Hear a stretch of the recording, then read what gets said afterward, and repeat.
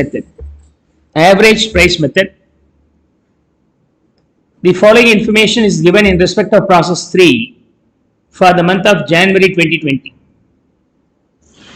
We have been given the opening stock of 2000 units made up of these 4 items: direct materials 1, direct material number 2, direct labor and overheads. Opening work in progress, அதோடைய cost breakup கொடுத்திருந்தால் நம்ம simple average பிரைசிங்ல போடலாம். Otherwise we cannot work out அப்படின்னு நம்ம ஏற்கனவே பார்த்துருக்கிறோம்.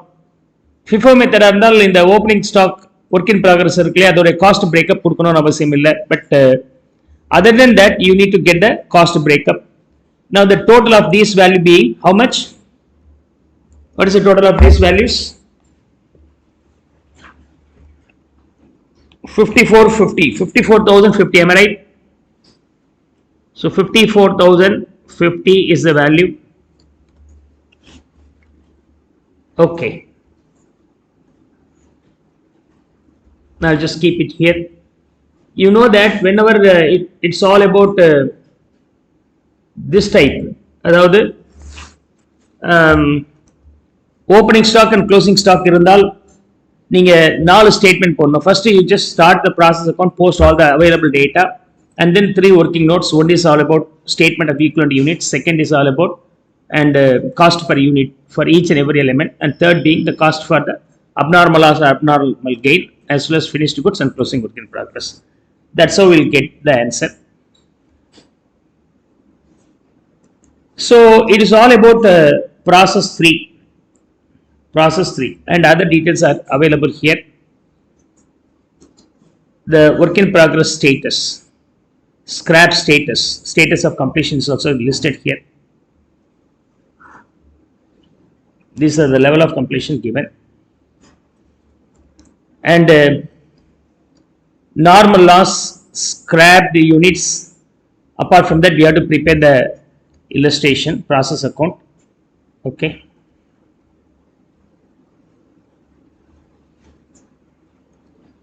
Now prepare process 3 account using average pricing method. So process 3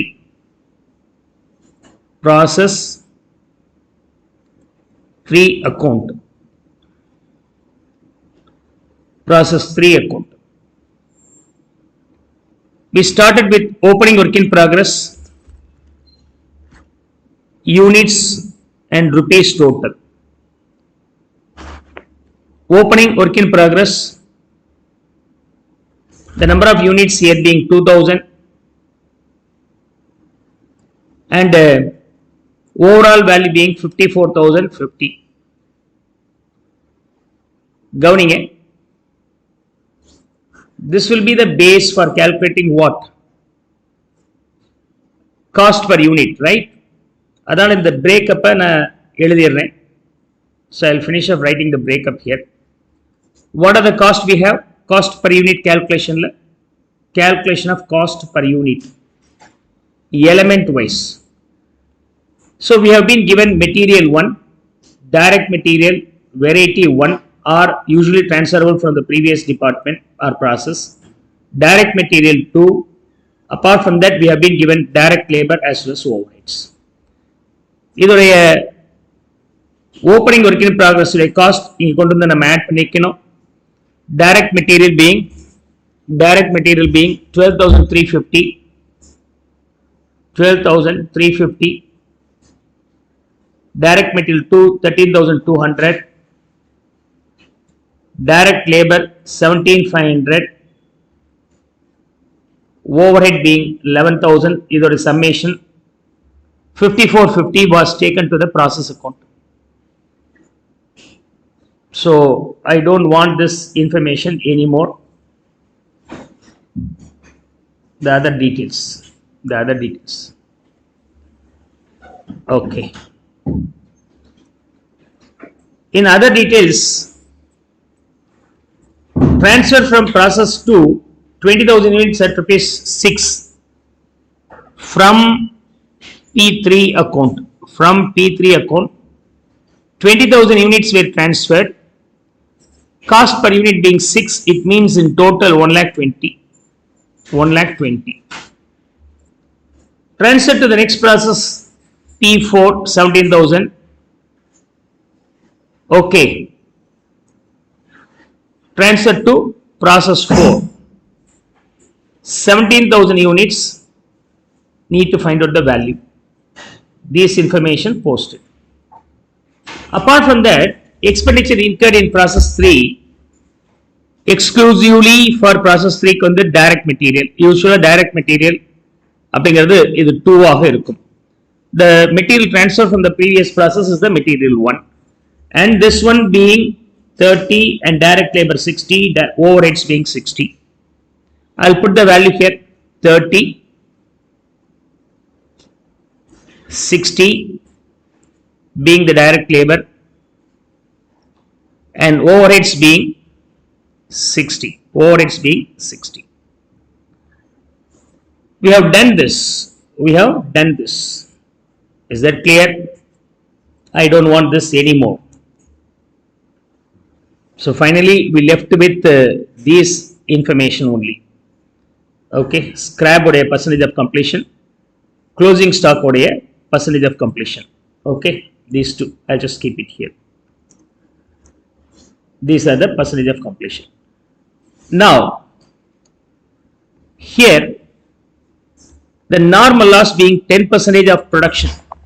Production அப்படிங்கிறது என்னன்னா opening stock plus any input introduced minus closing stock. Right. Here, what is the closing stock we have? 4,000 units. Closing work in progress being 4,000 units. அப்படின்னா production அப்படிங்கிறது I'll put the value here. Okay. Opening work in progress being 2,000. Add newly introduced input otherwise transfer from the previous process 20 minus closing work in progress being 4,000. 18,000 could be assumed to be a production. On that the normal loss being 10%. On this 18,000, if I calculate 10%, this is 1,800. Actually scrap is 1,000. We expected 1,800 being the normal loss. Actually only 1,000 happened. It means we saved. That will be called as abnormal gain 800 units. Abnormal gain 800 units. Is that clear? This scrap can be saleable at rupees 4 per unit. 7,200 will be the amount realized on selling the scraps. So with that, this one is completely over. Clear? You know that first of all you have to finish up tallying the process account, and from there you have to process the further one. So as such, now here abnormal gain, finished goods transferable to the process 4 and closing work in progress in terms of units is calculated. In terms of value to be calculated, for that only we need to do 3 working notes. One is statement of equivalent units, another one is cost per unit, I just kept here, third one being the cost for these 3 items. First of all, you have to tally what units column. So the total of unit column being 22,800. Is that okay? 22,800. Clear? Process 3 account. Now let me go for finding statement of equivalent units. Statement of equivalent units. Let's see here. Statement of equivalent units. And we have been given opening work in progress, then new introduced item input, finished goods,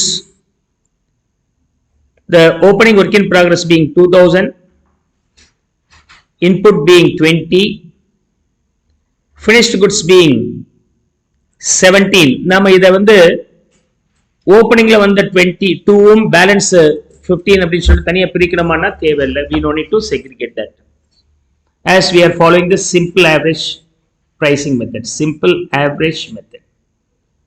FIFO-வா இருந்தால் நம்ம இதை break பண்ணியிருப்போம். 7ல 2 தனியாகவும் 15 newly இன்ட்ரடியூஸ்டுன்னு பிரிச்சிருப்போம். அது இங்கே நமக்கு தேவையில்லை. போன வருஷம் முடிஞ்சதும் இந்த வருஷம் மிச்சம் முடிச்சதும் எல்லாம் சேர்த்து இந்த வருஷமே முடிச்சதாக ரெண்டுமே இந்த வருஷத்துடைய ஐட்டமாக எடுத்துக்கிறோம். அப்போ போன வருஷத்துடைய காஸ்டையும் இந்த வருஷம் செஞ்ச காஸ்டையும் சேர்த்து காஸ்ட் பர் யூனிட் கால்குலேஷன் நம்ம எடுத்துட்டோம். ஸோ இந்த ரெண்டு டிஃபரன்ஸும் புரிஞ்சுக்கிட்டீங்கன்னா இந்த டாபிக் ஓவர் ஆயிடுது. finished goods. Apart from that finished goods, what are the other things are there? Na normal loss being 1800. I just take the units column here, and closing work in progress being 4000. We have abnormal gain. Abnormal gain means it should be in brackets negative value 800. So if I total that units column, both the side it should get tallied. So 22,000. Here 22,000. Now let's now try to calculate for equivalent units for every unit of cost. How many categories we have to open? Surprisingly, direct material 100% completion, direct labor 60, but overhead is still lesser. These two are matching, not matching. Not matching, you have to prepare separately for overheads as well as labor. And the direct degree of completion given for the direct material should always represent it for material 2, not for the material 1. So, for material 1, while transferring from the previous process itself, we have to understand, was completed 100% in earlier process itself. That's how you can understand. Now, let me finish off calculating the equivalent units for all the 4 elements here. Okay.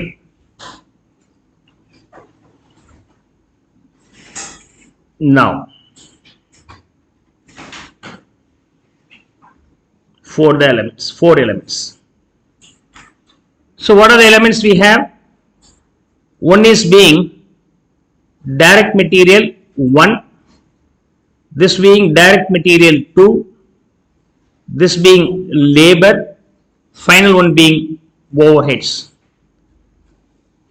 Between that, percentage of completion and equivalent unit.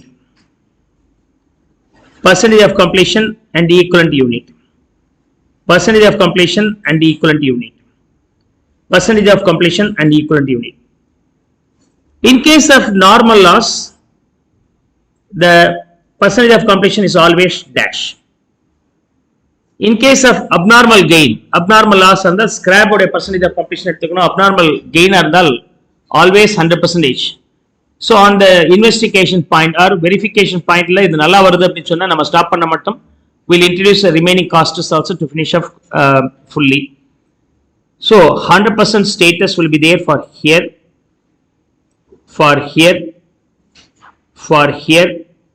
and for here in all the cases. And in case of closing work in progress, the level of completion is given here.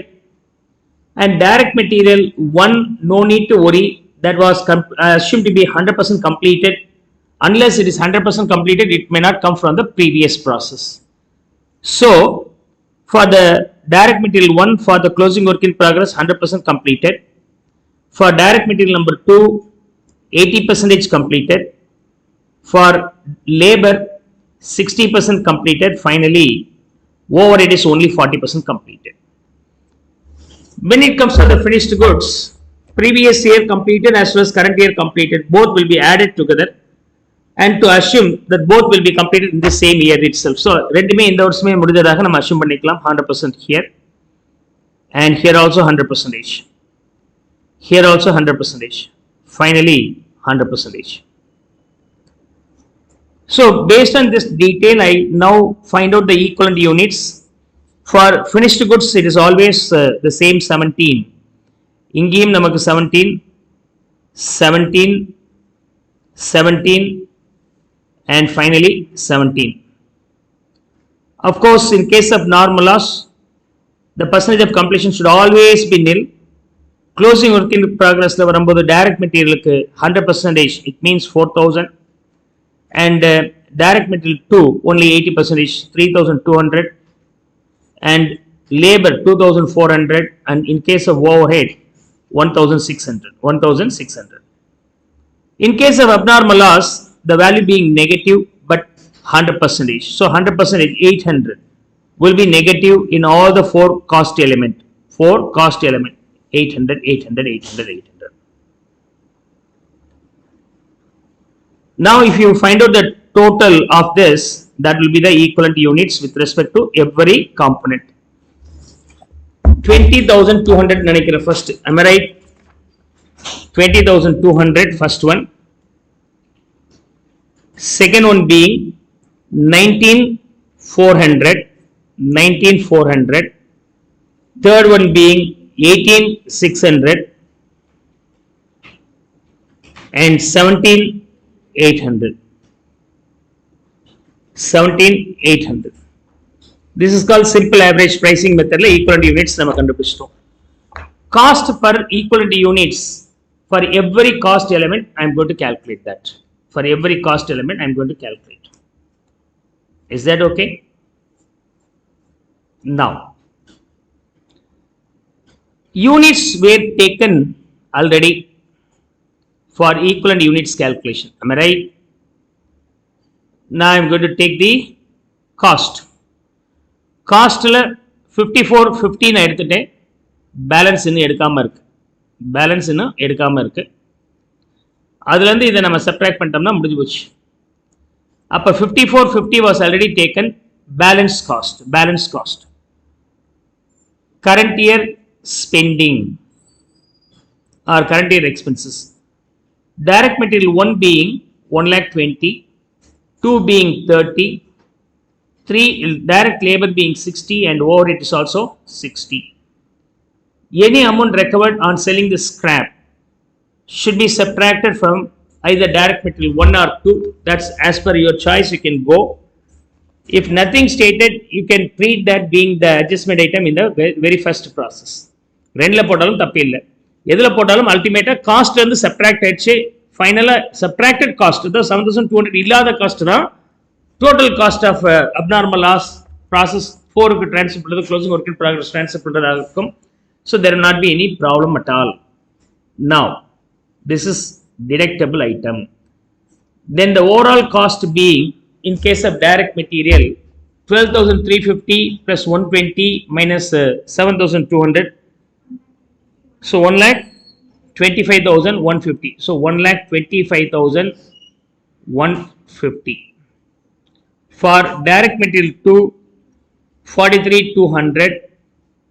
For direct labor, the value being 77,500.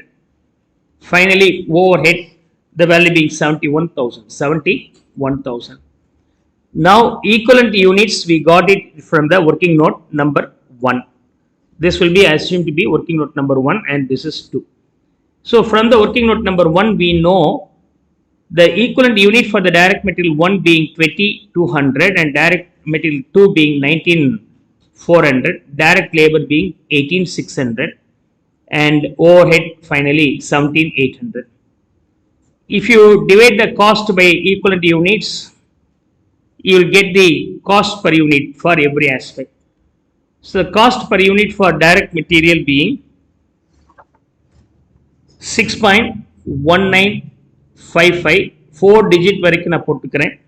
Here being 2.2268 and direct labor being 4.1667 and last one being 3.9888. And the total cost by adding all the three being 16 rupees 5.5778. 0.5778. So I got this value. Is that okay?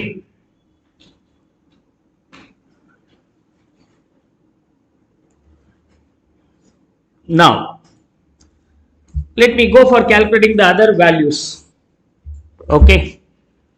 Cost for every aspect. Cost for abnormal gain and finished goods, closing, work in progress. All the three values are going to be calculated. In case of abnormal gain, 800 units. For all the cost element, the level of completion is 100%. So you no need to worry about calculating separately. The total cost per unit being 16.5778 as per the working note number 2. Okay, working note number 2, you can refer that. So the abnormal gain value here being 13,262. So I'll put that value here, 13,262. And then we'll go for the finished goods. 17,000, as we follow the simple average pricing method, the level of completion will be 100% at all the elements of cost. So you can easily calculate this way, 17,000 into 16.5778. The ultimate value for the finished goods here being 2,81,822. 2,81,822. Okay, I post this value here. The finished goods transferable to the next process, that is process 4, being 2,81,822.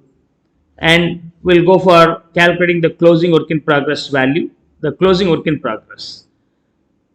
So the units being 4,000, though it is 4,000, for the level of completion for different cost element is totally different. So we have to independently calculate.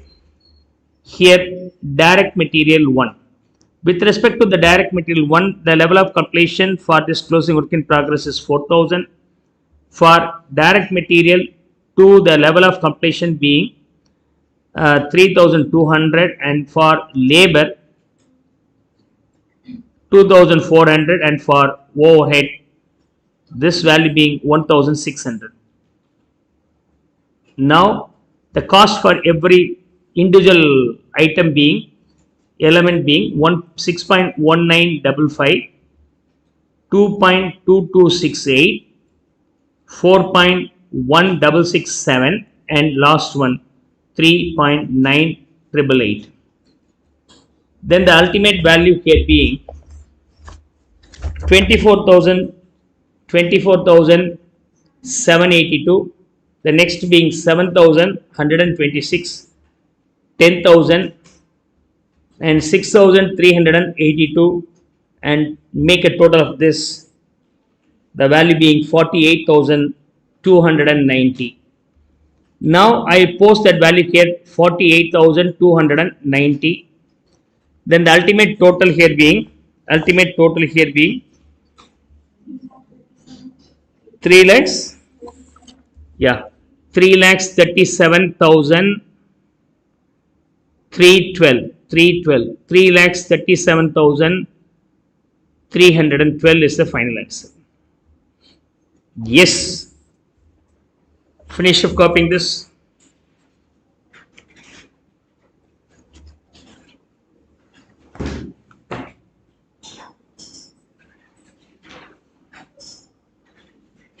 I explain பண்ணிருக்கிறேன். So even you can skip the exams, but there will not be big issue in your exam point of view. This one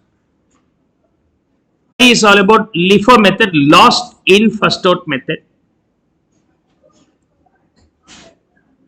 Let me try to solve this. As usual, you have to start prepare the process account and post the available information there. So process account,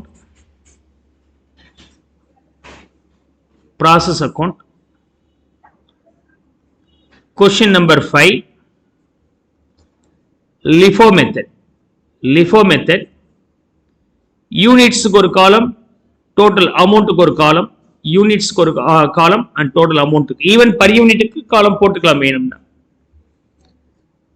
From the following information relating to the month January 2020, calculate the equivalent production units and then the value of finished production work in progress using LIFO method.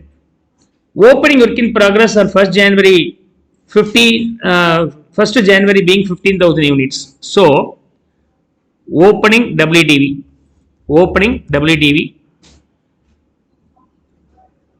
WIP, work in progress, WIP 15,000 units.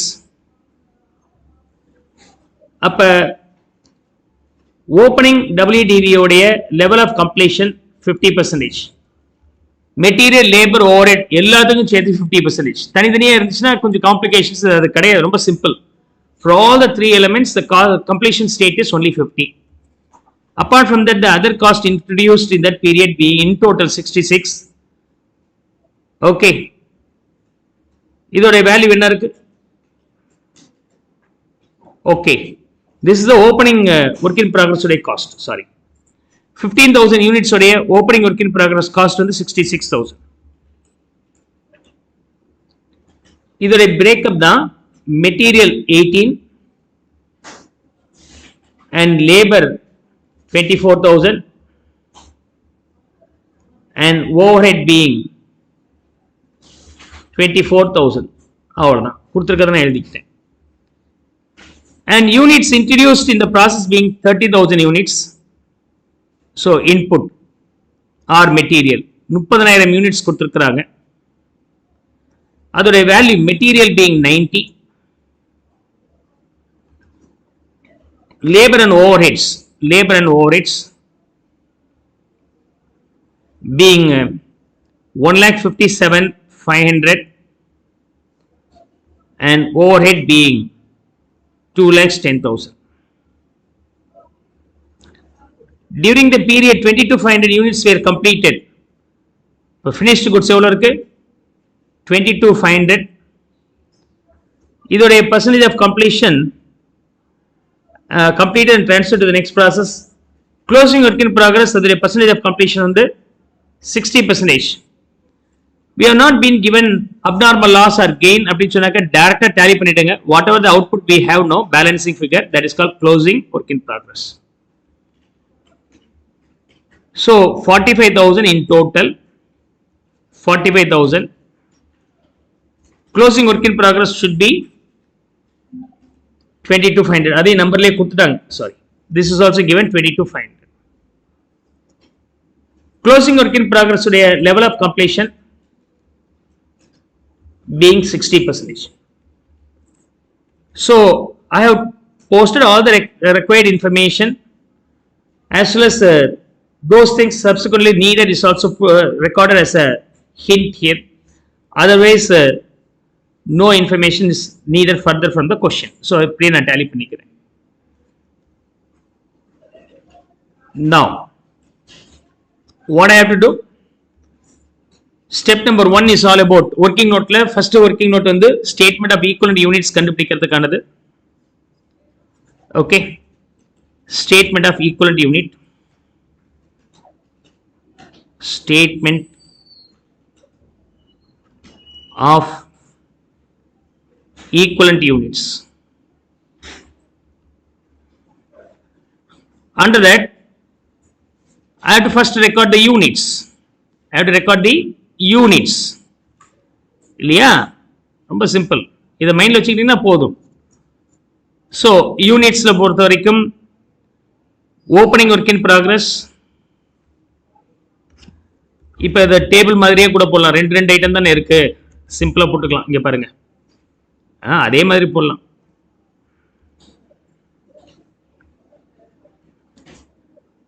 Okay. Opening work in progress 15,000 units. New input being 30. அதுல finished goods 22,500.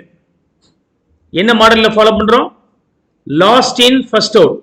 Last வந்த இந்த 30,000 புதுசா introduce பண்ணோம்ல, அதுல இருந்து 22,500 பண்ணிட்டோம். அதுல இருந்து 22,500 is done. Is that okay? Balance being closing work in progress. இந்த க்ளோசிங் ஒர்க் இன் ப்ராக்ரஸ்ல இந்த 30ல 22,500 போக பேலன்ஸ் 7,500 இன்புட்ல இருந்து முடிஞ்சது. பேலன்ஸ் வந்து இன்னும் இருக்கக்கூடியது ஓப்பனிங் ஒர்க் இன் ப்ராக்ரஸ்ல இருந்து இருக்குது. Is that clear? Hope so you could understand. Any doubts here? FIFO-வா இருந்தால் ஃபர்ஸ்ட் இன் ஃபர்ஸ்ட் அவுட் மெத்தடா இருந்திருந்தால் என்ன பண்ணிருப்பீங்க? ஃபினிஷ்டு குட்ஸ் 22,500ல ஓப்பனிங் ஒர்க் இன் ப்ராக்ரஸ் 15 ஃபர்ஸ்டும் பேலன்ஸ் 7,500 நியூலி இன்ட்ரோடியூஸ்டும் அப்படின்னு போட்டிருப்போம். இது லிஃபோ மெத்தட்னா லேட்டஸ்டா வந்து அந்த 30ல இருந்து 22,500 ஃபுல்லா முடிச்சிட்டாங்க. இன்னொரு 7,500 ஒர்க் இன் ப்ராக்ரஸா இருக்கு. ஓப்பனிங்ல ஒர்க் இன் ப்ராக்ரஸ் இருக்குது, அப்படியே இருக்கு டச் பண்ணாம. Practically this method is not followed in most of the organizations also. அதாவது இது எக்ஸாமுக்கும் தேவை இருக்காது. But understand the logic. இந்த பேட்டர்ன் நான் வந்து ரொம்ப அட்ஜஸ்ட்மெண்ட் இருக்காதுங்கனால டெபிட் கிரெடிட் ஸ்டைலே போட்டிருக்கிறேன். இல்லை அப்படின்னாக்க நீங்க என்ன பண்ணலாம், பர்டிகுலர்ஸ் ஒரு காமன் காலம் அண்ட் லெஃப்ட் ஹேண்ட் சைடில் இருக்கிற இன்புட் வேல்யூஸ் லெஃப்ட் ஹேண்ட் சைடும் ரைட் ஹேண்ட் சைடில் அவுட்புட் வேல்யூவும் நீங்க போடலாம். அந்த லாஜிக்லையும் நீங்க போடலாம். So now the units are totalled 45,000.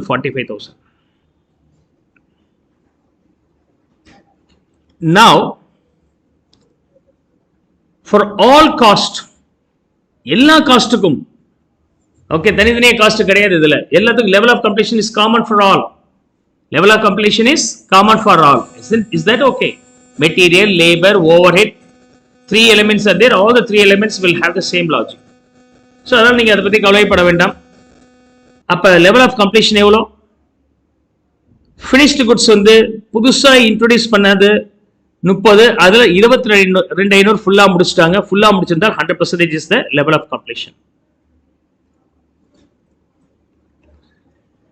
And closing work in progressல புதுசா இன்புட் கொடுத்தோம் இல்லையா, அதுல 7,500 closing work in progress இருக்கு. the level of completion for the closing work in progress is 60. அப்படின்னா இந்த 7,500 எவ்வளவு பர்சன்டேஜ் முடிஞ்சிருக்கும்?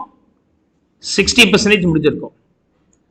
ஓப்பனிங் ஒர்க் இன் ப்ராக்ரஸ் இருக்குல்லையே 15, அது என்னது? க்ளோசிங் ஒர்க் இன் ப்ராக்ரஸ் அப்படியே இருக்கு. ஆனா ஓப்பனிங் ஒர்க் இன் ப்ராக்ரஸ் இருக்கும்போது அதோட ஸ்டேட்டஸ் வந்து 50, இயர் எண்ட்ல வெரிஃபை பண்ணால் 60யா மாறி இருக்கு. அப்ப for that same opening work in progress in this year we have carried over only 10% additional work. Only 10%. Opening work in progress 50% முடிஞ்சிருச்சு.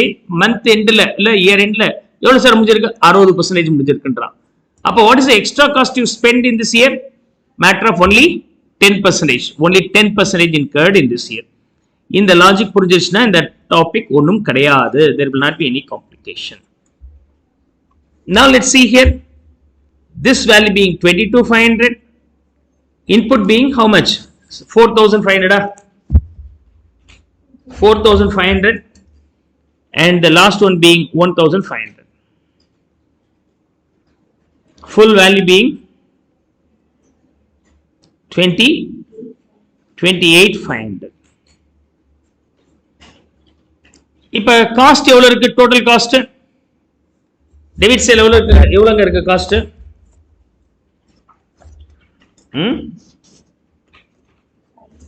4,57,000.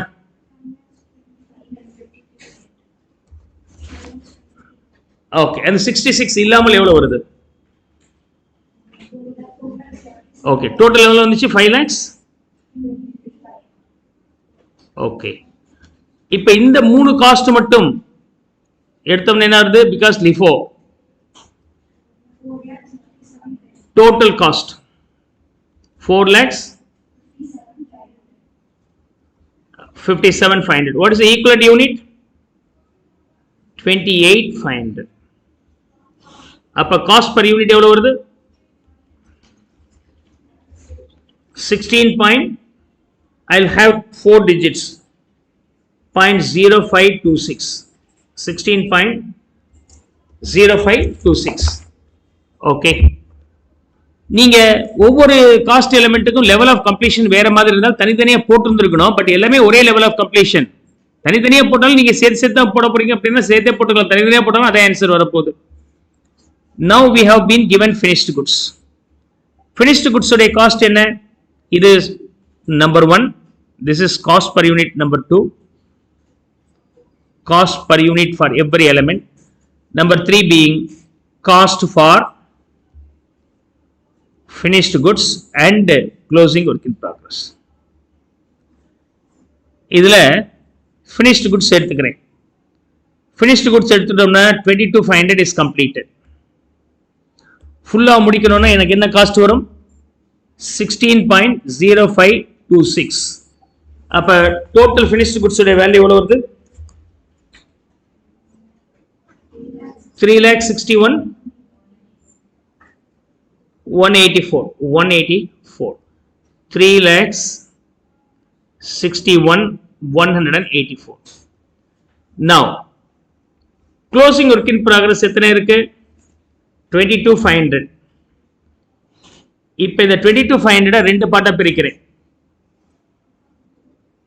ஒன்னு new item introduced and completed 4,500 units க்கு சமம். ஓகே, ஒரு யூனிட்டுக்கு என்ன காஸ்ட் ஆச்சு? 16.0526. What is the ultimate value? 72,237. Second, opening work in progress process பண்ணியிருக்கிறோம்ல அதுக்கு, that will be equivalent to only 1,500 units. 1,500 into 16.0526 எவ்வளவு வந்திருக்கு?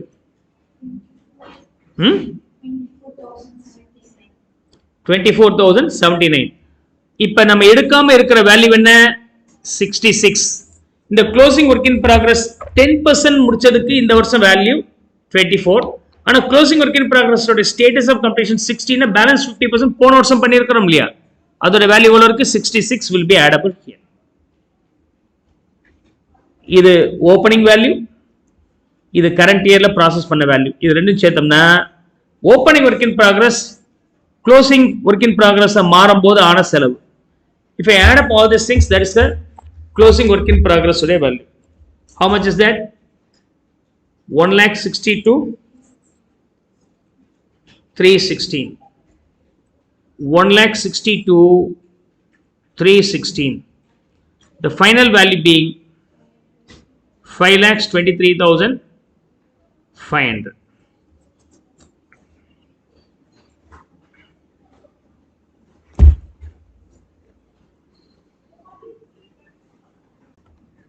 அதாவது you know that the process costing is nothing but costing the manufacturing cost for process type of industry, where the raw materials are processed or passed on through n number of processes before it gets completed in the end process, right? This is the process 1, process 2, process 1 and process 2 goes on, and on nth process it will come out as finished goods. Process n, you will get the finished goods. The finished goods what you get will be transferable to the costing P&L account, and then it is sold there. The input here, processed and finished goods of process 1 will be the input for the next process, and that's how it passes one process to the next process. Here the cost being 100, and the scrap value realized,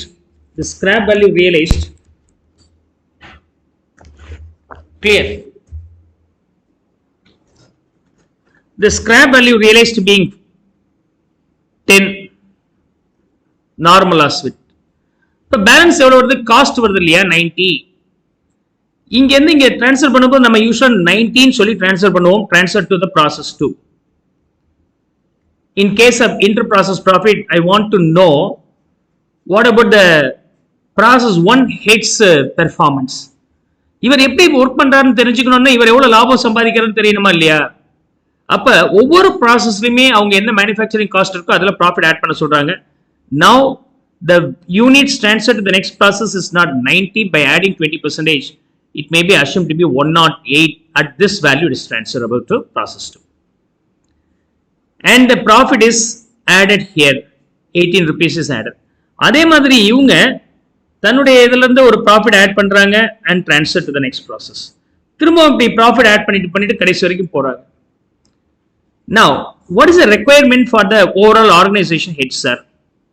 அப்படின்னா ஒவ்வொரு ப்ராசஸ்லையும் manufacturing முடிஞ்ச பிறகு காஸ்டோட ஒரு profit add பண்றாங்க, then it is transferred to the next process. That is called inter process profit. ஒரு ப்ராசஸ்ல இருந்து இன்னொரு ப்ராசஸ் போகும்போது ப்ராஃபிட் ஆட் பண்றாங்க, ஒன் டு அதர் ப்ராசஸ் போகும்போது.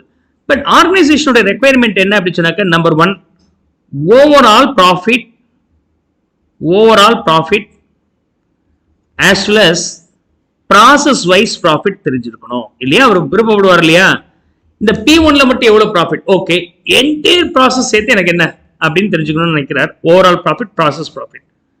செகண்ட், சப்போஸ் இங்க விற்காம இருக்கு சில ஸ்டாக்ஸ், ஃபார் எக்ஸாம்பிள் இங்க ஒரு க்ளோசிங் ஸ்டாக் இருக்கு, closing work in progress, is that okay? Or closing finished குட்ஸே இருக்கு, இங்க ஒரு க்ளோசிங் ஃபினிஷ்டு குட்ஸ் இருக்கு. இங்க இருக்கிற க்ளோசிங் எப்பவுமே ஃபினிஷ்டு குட்ஸ் ஒர்க் இன் ப்ராக்ரஸ்ல இருந்து எப்படி வேல்யூ பண்ணுவாங்க? காஸ்ட்ல வேல்யூ பண்ணுவாங்க. ப்ராசஸ் 2லயும் க்ளோசிங் ஸ்டாக் இருக்குன்னு வச்சுங்க. ப்ராசஸ் 2 ஓட ஹெட் என்ன சொல்றேன்னா, இதோட காஸ்ட் 100 ரூபான்னு சொல்றாரு. இதோட காஸ்ட் 100 ரூபாய்னா இந்த எல்லா டிவிஷனுக்குரிய ஆர்கனைசேஷன் ஹெட் இருக்கிறாருல, அவருக்கு தெரியும் இந்த material transfer from the P1. P1 உடைய ப்ராஃபிட் இதுல சேர்ந்துருக்குமா இல்லையா?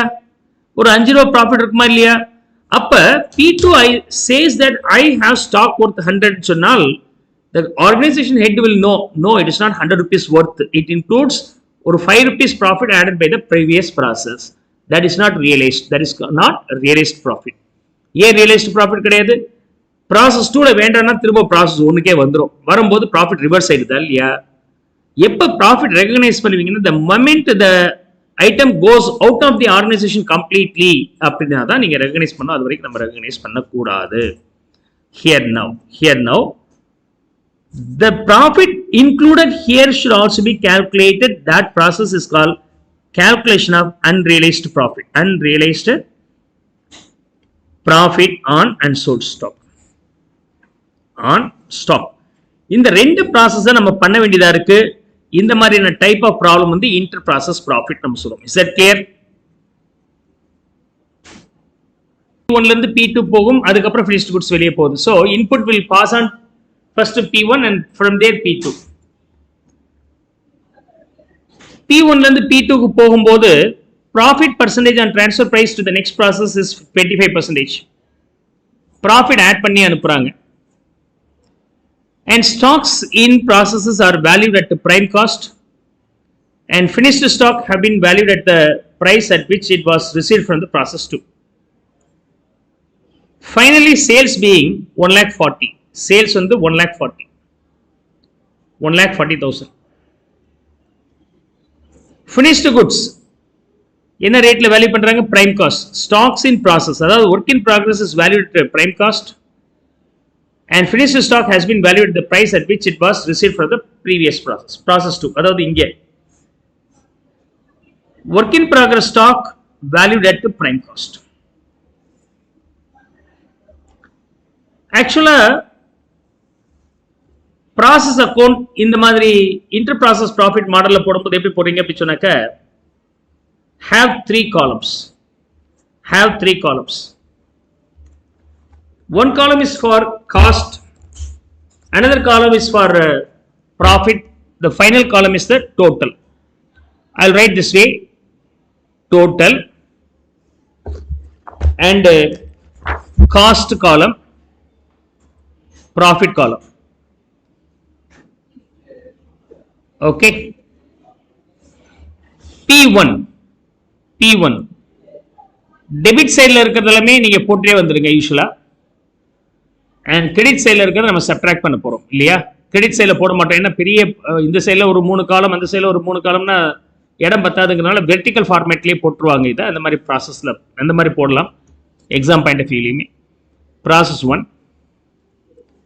In process 1 we have stock. We have opening stock, Opening stock value being 7,500. Process 1ல காஸ்ட்ல தான் இருக்கு, வேற எங்க இருந்து இது வரல. So it will not include any profit. அதனால the total will also be the same. We don't have the profit component here. Profit component here. And direct material in process 2, 15,000. We don't have the profit component, the total being 15,000. Direct wages 11,200 total. Cost also the same because we don't have the profit here. முதல் ப்ராசஸ்ல cost of goods manufactured இருக்கும், அந்த காஸ்டோட profit add பண்ணி next ப்ராசஸ்ல transfer ஆகும். ஆக மொத்தம் இவங்க செய்யற செலவு எல்லாமே வெறும் காஸ்ட் தான். there will not be any profit. Production overhead add பண்ணதுக்கு முன்னாடி இந்த மூணு காஸ்ட் மட்டும் ஆட் பண்ணோம்னா what will you get? Prime cost. என்ன work in progress is valued at prime cost னு சொல்லி இருக்காங்க. அதனால we want to find out the prime cost first of all. So now you add the 3 to get the prime cost. Add the 3 to get the prime cost. 33,700. 33,700.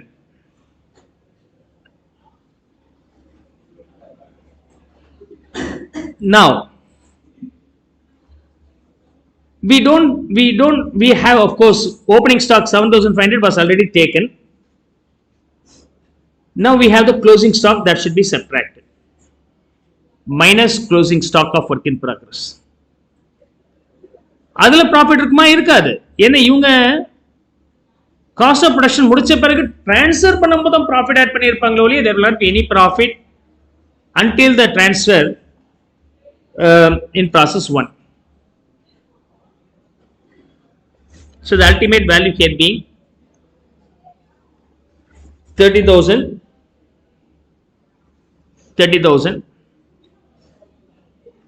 No profit here. And we now add the production overheads. Production overheads being 10,500. 10,500. Of course, we have no profit.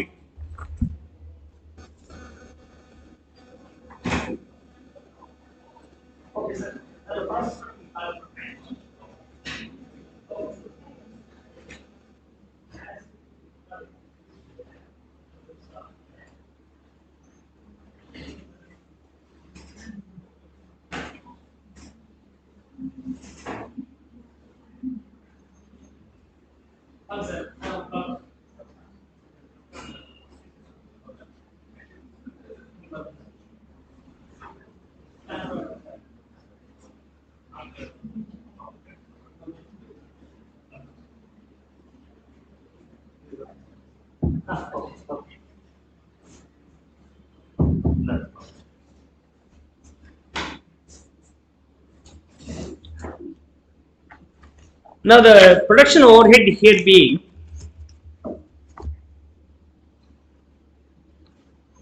4,500. 4,500. Later on transfer, profit percentage on transfer price to the next process.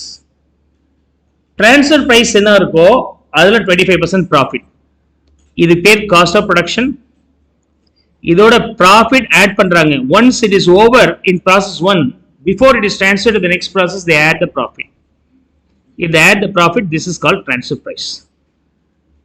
And this profit being 25% on transfer price. Transfer price 100 ஆக இருந்தால் profit 25. அப்ப cost of production 75 இருக்கும். அப்ப cost 4,500 சொன்னால் அதுல 1/3 13,500 being the profit should be includable in the profit column.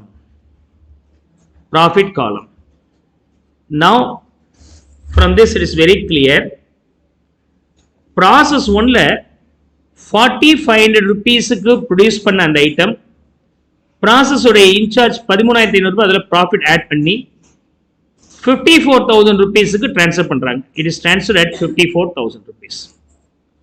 Transferred at 54,000 rupees.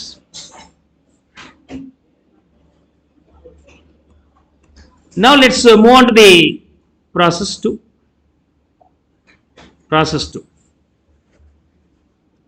In process 2, here again we have opening stock. Here we have opening stock.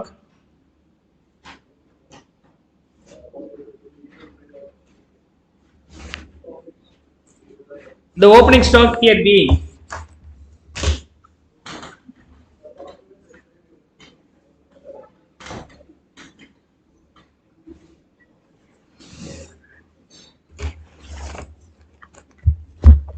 $9,000 in total. Nalla gavaninga.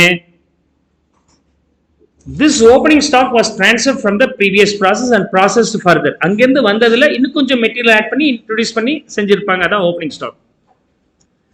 Idu previous process la vandirukna and previous process la enna nadandirukum profit add pannirupanga illaya. So on this 9,000 profit might have been includable. Adu evlo usually opening stock for the second process onwards includes profit. That profit is usually given in the question itself. 1,500. Abdina 7,500 rupees na and the opening stock kode original cost where the profit of P1 is added. So P2 oda head ku vandu 9,000 theriyum. P2 oda head ku evlo theriyum? Idu 9,000 theriyum. Common head ku dhaan theriyum. Inda P2 la irukkudiya and 9,000 rupees madipula stock la P1 ல இருந்து வந்ததனால அவங்க add பண்ண profit இருக்குங்கிறது common ஹெட்டுக்கு தான் தெரியும். நான் ஏற்கனவே சொன்ன மாதிரி what's your role overall profit as well as ஒவ்வொரு ப்ராஃபிட்ல ப்ராசஸ்ல வரக்கூடிய ப்ராஃபிட்டும் ஸ்டாக்ஸ் இருந்தால் அதுல ப்ரீவியஸ் ப்ராசஸ் ஆட் பண்ண ப்ராஃபிட் பேர் அன்ரியலைஸ்ட் ப்ராஃபிட் அதை ஐடென்டிஃபை பண்ணியிருக்கணும். அது மாதிரி ஐடென்டிஃபை பண்ணி ஓப்பனிங் ஸ்டாக் கொடுத்துருவாங்க, க்ளோசிங் ஸ்டாக் நீங்க ஐடென்டிஃபை பண்ணணும். Apart from that we have direct material, direct wages.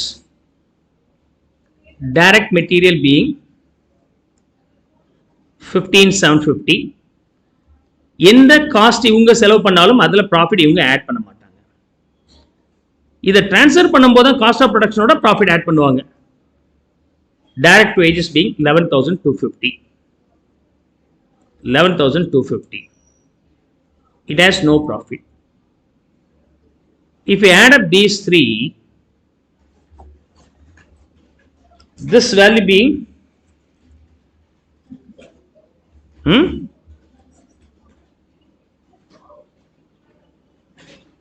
once again process 1 ல இருந்து ட்ரான்ஸ்ஃபர் பண்ணதை நான் எடுத்துக்கிறேன். இதை நான் எடுத்துக்காம விட்டேன். from process 1 54,000 rupees சொல்லி அனுப்பி இருப்பார். process 2 க்கு வேற எதுவுமே தெரியாது. காமன் ஹெட் தான் தெரியும். அடடா இது 40,500 தானே காஸ்ட். இதுக்கு வந்து process 1 ஹெட் வந்து 13,500 ப்ராஃபிட் ஆட் பண்ணி இருக்கிறார். அப்படிங்கிற இன்ஃபர்மேஷன் யாருக்கு தான் தெரியும்? காமன் ஹெட்டுக்கு தான் தெரியும். process 2 ரன் பண்ற ஹெட்டுக்கு தெரியாது. அப்ப prime cost here being in total 90 and common head knows that out of 90 75 is the cost for the organization. Unrealized profit 15 was actually added by the previous process. Process 1 oda hit add பண்ணிருப்பார் அப்படினா அவருக்கு தெரியும். Now we have to add the overhead, production overhead and add பண்றேன். But அதுக்கு முன்னாடி closing work in progress எவ்வளவு இருக்கு? 4,500. So you have to subtract the closing stock. Closing stock 4,500 இருக்குன்னு யார் சொல்றா? 4,500 rupees மதிப்புல closing stock இருக்குன்னு யார் சொல்றா? டிபார்ட்மெண்ட் process 2 ல இருக்கிறவர். process 2 க்கு காஸ்ட்னா எது மீன் பண்றாங்க? what is the cost for him? process 2 க்கு total column தான் cost for him. only the common owner knows out of the total column what is the profit added by the previous process. அவர் என்ன சொல்ற எவ்வளவு stock இருக்குன்னு சொன்னால் அவருக்கு என்ன cost இருக்கோ அதை மதிப்பு வச்சு அவர் சொன்னார், சார் 4,500 இருக்கு, நாங்க 90,000 ரூபாய் செலவு பண்ணோம் சார். ப்ரீவியஸ் ப்ராசஸ்ல இருந்து வந்தது ஒரு 54,000 ரூபாய், நாங்க செஞ்ச செலவுலாம் சேர்த்து 90,000 ரூபாய், அதுல 4,500 ரூபாய் மதிப்புள்ளது ஸ்டாக்கா இருக்கு. காமன் ஹெட்டுக்கு என்ன தெரியும்? 90,000 அப்படின்னு சொன்னாலே அதுல ஒரு 15,000 ரூபாய் ப்ராஃபிட் P1 ஆட் பண்ணது இருக்கு அப்படின்னா இந்த 4,500 எவ்வளவு இருக்கும்? அப்போ இந்த 4500 எவ்வளோ இருக்கும்? You just do the cross multiplication. If you do the cross multiplication, you can find out the cost as well as profit. Here,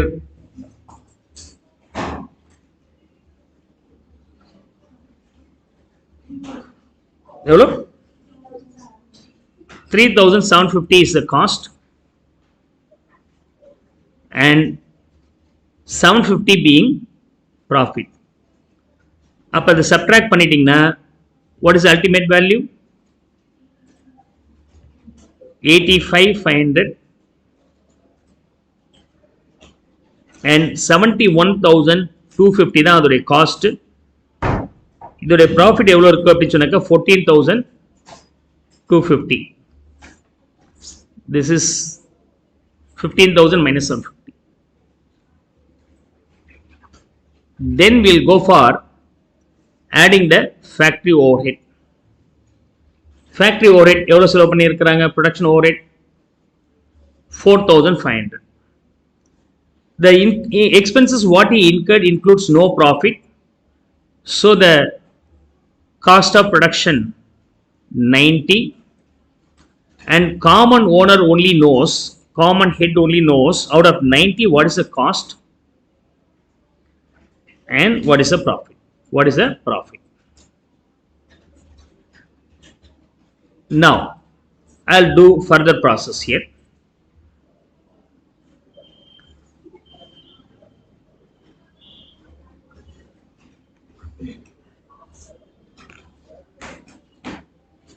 I'm going to carry on this.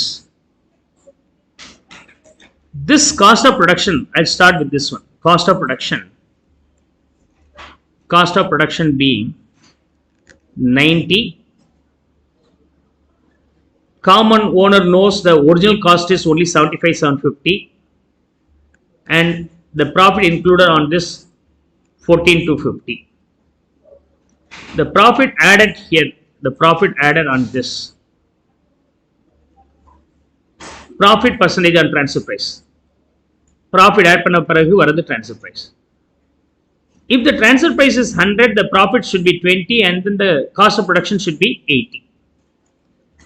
அவங்க ப்ராசஸ் 2 ஓட ஹெட் என்ன கேட்குறாங்கன்னா, எனக்கு என்ன செலவாச்சோ 80 ரூபா இருந்தாலும் 20 ரூபா profit சேர்ப்பேன்னு சொல்றாரு. அவருக்கு என்ன செலவாச்சுன்னு அவர் என்ன சொல்றாரு? எனக்கு 90 ஆச்சுன்னு சொல்றாரு. ஏன்னா ப்ராசஸ் 2 ஓட ஹெட்டுக்கு எதுதான் தெரியும்னா இந்த 90 தான் தெரியும். இதுதான் என்னுடைய காஸ்ட் அப்படின்னு சொன்னாக்கா அதுக்கு 20% 18,000 rupees நான் ப்ராஃபிட் ஆட் பண்றேன். that will be includable in the profit column. அப்படின்னா is that clear?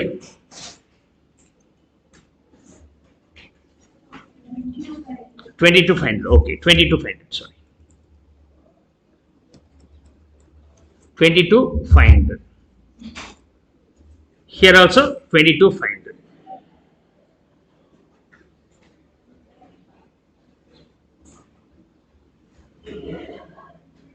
Clear? Now the total value being 1,12,500. Common owner knows that process 2 ல எனக்கு 1,12,500 சார் அப்படின்னா common owner knows no இது அவ்வளவு கிடையாது 75,750 தான். நீங்க process 1 process 2 ரெண்டு பேருமே profit add பண்ணதுனால இது எவ்வளவு ரேட் ஆயிருச்சு. ஸோ ரெண்டு பேருடைய ப்ராஃபிட்டும் 36,750 இருக்கு. Okay, 36,750. Clear? Now we'll move on to the last one. அதாவது finished goods. Finished goods. Finished goodsல opening stock எவ்வளவு இருக்கு? 22,500. 22,500. இவருக்கு இது காஸ்ட். எப்பவுமே ஓப்பனிங் ஸ்டாக்ல ஏதாவது ப்ராஃபிட் இருக்கா அப்படின்னு சொன்னாக்கா அதை ஐடென்டிஃபை பண்ணியிருப்பாங்க. யாரு? Common head, which is given usually இந்த கொஸ்டின் இட் செல்ஃப். ஸோ கீழே லாஸ்ட் லைன்ல 8,250 ப்ராஃபிட் அப்படின்ட்டாங்க. 22,500 being the cost, not 8,250 profit சொன்னால் இது டிபார்ட்மெண்ட் காஸ்ட். காமன் ஓனருடைய பாயிண்ட் ஆஃப் வியூல இதோடைய காஸ்ட் வந்து exclusive of 8,250 which is 14,250. With that opening stock we don't have any other things to be added, only the closing stock. But transfer price நான் இங்க add பண்ணிக்கிறேன். Transfer from P2. 1,12,500 rupees மதிப்புள்ள goods transfer பண்ணார் அப்படின்றார். Common head knows that it includes 75,750 being the profit, the cost, profit component being 36,750. Now,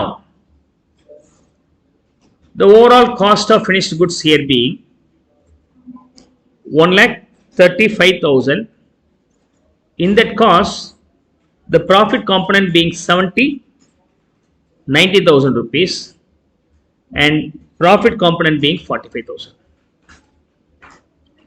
Here we have been given closing stock.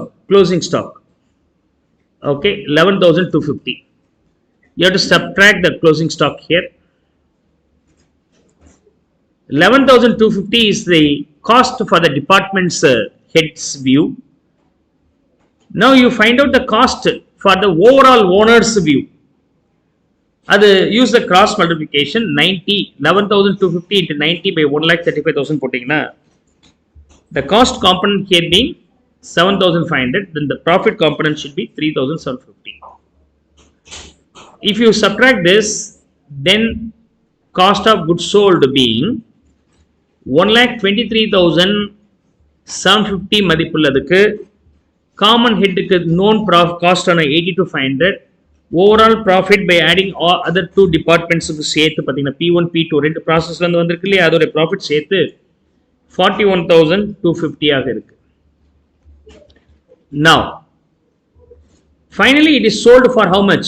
1,40,000. So profit add பண்றீங்க, then you are going to make a sales. That sales being 1,40,000 சொல்லிட்டாங்க. அப்ப balancing figure should be the profit in the finished goods department. The profit here being 16,250. Of course, that profit will be includable in the profit column. And cost for this 1,40,000 units being 82,500, and the last one being 57,500. 57,500.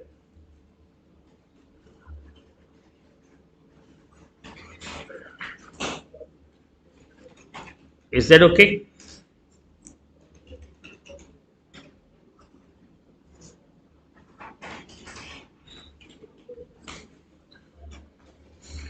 Come on, finish up copying this.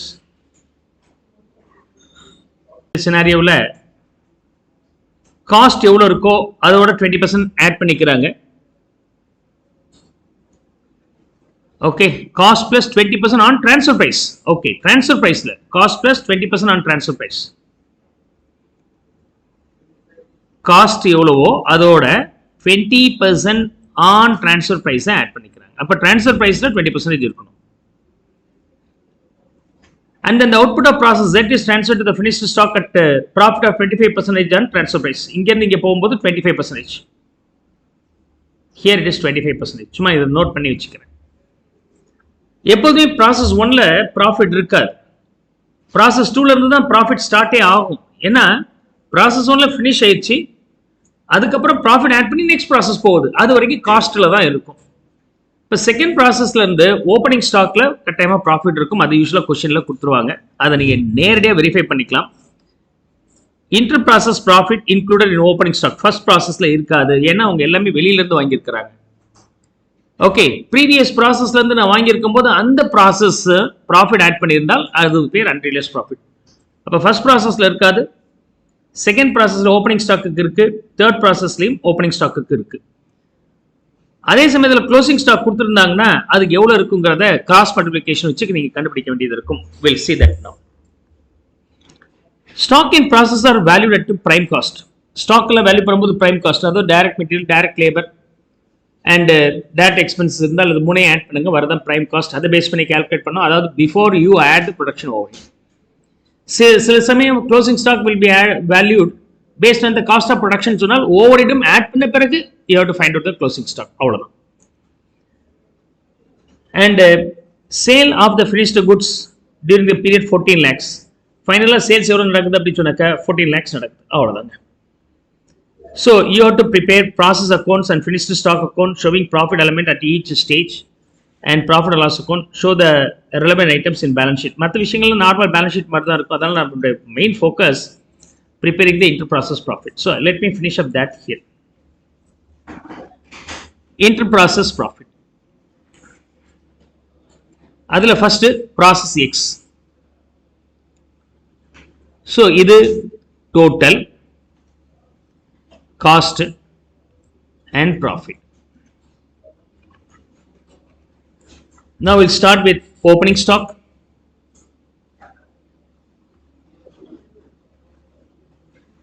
Opening stock in the first process 15. First process la usually profit irukad. என்ன cost of production இருக்கோ அதுல profit சேர்ந்து அடுத்த process போகும். அது வரைக்கும் ஒன்றும் ப்ராஃபிட்டே இருக்காது. அதனால டோட்டலும் காஸ்ட் மட்டும் தான் இருக்கும். ப்ராஃபிட் காலம் டேஷ். அது தவிர they have incurred material wages, materials wages, material being 80, wages being 1,25,000. These amounts spent for outsiders அப்படின்னா we don't have the profit. Closing stock is valued at prime cost னு நம்ம क्वेश्चनல படிச்சோம். அப்படின்னா manufacturing overhead ஆட் பண்ணதுக்கு முன்னாடி என்ன cost இருக்கோ அதுதான் prime cost. அந்த பாயிண்ட் ஆஃப் டைம்ல நீங்க closing stock கண்டுபிடிக்கணும். So this is the prime cost. Prime cost be 2,20,000 first case la 2,20,000. There will not be any profit, so that is also 2,20,000 and you don't have the profit component here. And if the closing stock is valued at the cost of production, so now manufacturing overhead add பண்ண பிறகு நீங்க adjust பண்ணணும். But prime cost னா இங்கே நீங்க subtract பண்ணிக்கணும் minus closing stock. The closing stock value here being 20. இதுலயும் உங்களுக்கு ஒன்றும் பெருசா profit இல்ல. The entire closing stock value represents only cost. We don't have the profit. If I subtract the closing stock, the ultimate prime cost after the stock valuation being 2 lakhs, cost is also 2 lakhs. Of course, we don't have the profit. We don't have the profit. With that, you have to add the manufacturing overhead. The manufacturing overhead here being 96,000. 96,000. Of course, you don't have the profit here also dash. The ultimate value will be the cost of production. This is the cost of production. 2,96,000. 2,96,000. We don't have any profit here. Before you transfer this to the next process, you have to add the profit component. Over division head, over process head, profit add பண்ணுவாங்க. So I'm going to add the profit here. 20% on transfer price. அதாவது இது cost ஆக இருந்தால் profit add பண்ணீங்கன்னா transfer price. Transfer price எவ்வளவு இருக்கோ அதுல இது 20. அப்ப cost of production is 80. Based on the total தான் நம்ம calculate பண்ணோம். 2,96,000 அப்படிங்கிறது 80 ஷேர் இருந்தால் 20% ஷேர் அப்படிங்கிறது எவ்வளவு இருக்கணும்? 74. 74,000. That is purely profit. Now it goes to the profit column. And transfer price, while transferring this to the next process, the price being 3,70,000 at which it is going to be transferable. Originally, it cost us only 2,96,000 and it includes 74,000 profit. Let's now go for the process Y. Process Y. Opening stock in process Y. Second processல இருந்து opening stockல profit இருக்கும். அந்த profit எவ்வளவுங்கிறது क्वेश्चनலயே கொடுத்திருப்பாங்க. ஏன்னா இவங்கிட்ட இருக்கிற stock வந்து previous processல இருந்து வந்ததும் சேர்ந்திருக்குன்னா அவன் profit சேர்த்திருப்பான், அது இருந்திருக்கும். That will be named as unrealized profit. That should be unloaded here. So here the opening stock being 27,000. Here is 27,000. The profit component in the opening stock being 4,000. அப்படின்னா cost component should be 23,000. 23,000. Is that okay?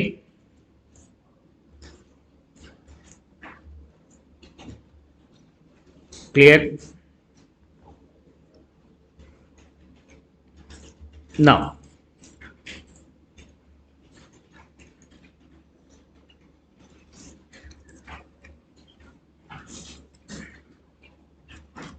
Y உடையது மட்டும் நான் போட்டு காமிக்கிறேன். அதுக்குரிய data மட்டும் எடுத்து வச்சுக்கிறேன். ரைட். ஸோ ஓப்பனிங் ஸ்டாக் 27,000, அதோடைய ப்ராஃபிட் காம்பனன்ட் போட்டாச்சு. Direct material and direct wages is going to be addable. Direct material, the value being 65,000. இவங்க செய்யற செலவுக்கு ப்ராஃபிட் சேர்ந்திருக்காது, அதனால ப்ராஃபிட் காலம் டேஷ். அதே மாதிரி வேஜஸ்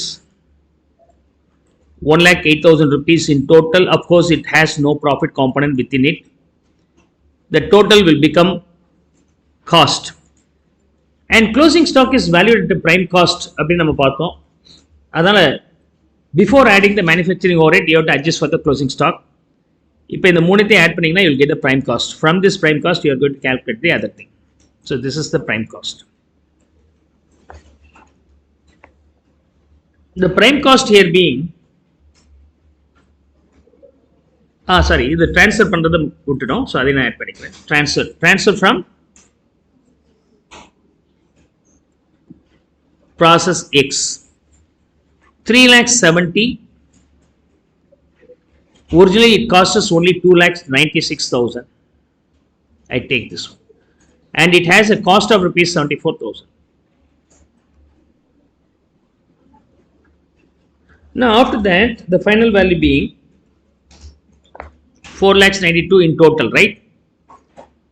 4,92,000 எவ்வளவு வருது? Cost, okay. அப்ப இது வந்து 5,70,000. Okay, 5,70,000 is the total value. Cost to be 4,92,000, and profit component here being 78,000. 78,000. Now you can subtract the closing stock, because closing stock is valued at the prime cost.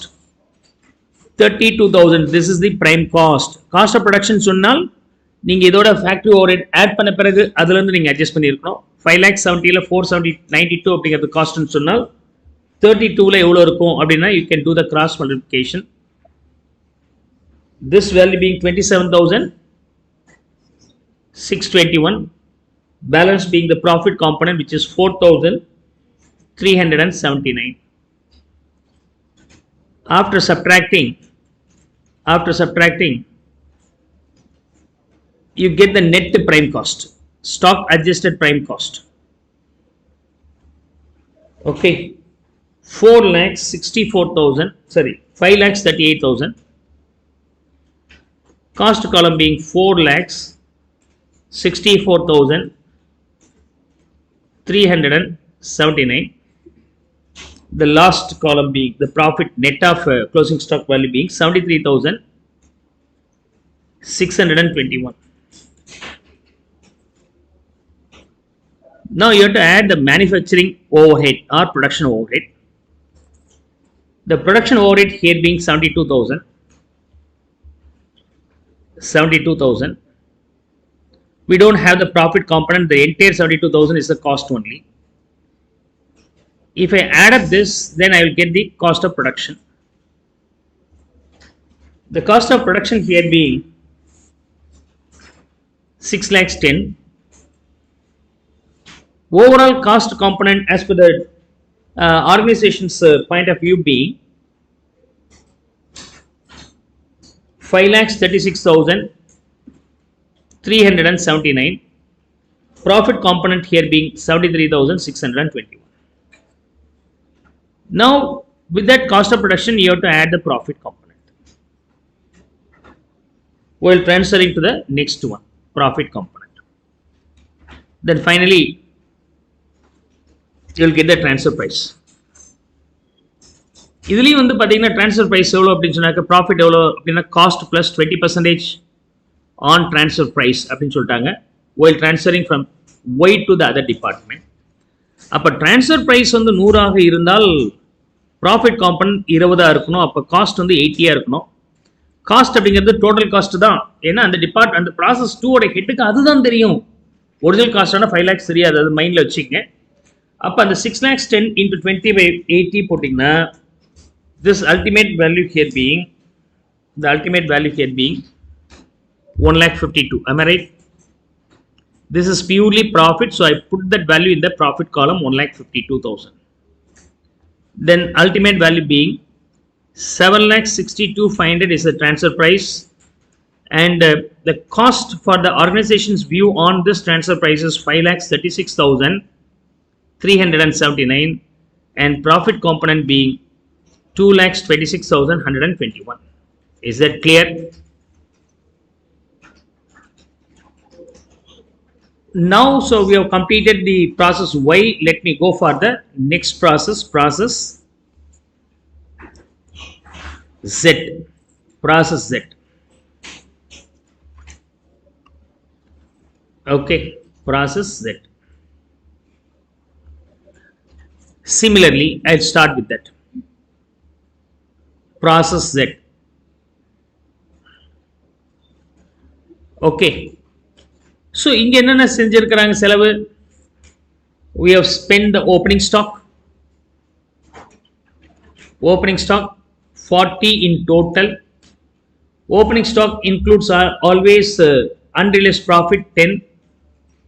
அப்ப அதை subtract பண்ணிட்டீங்கன்னா cost being 30. Cost being 30.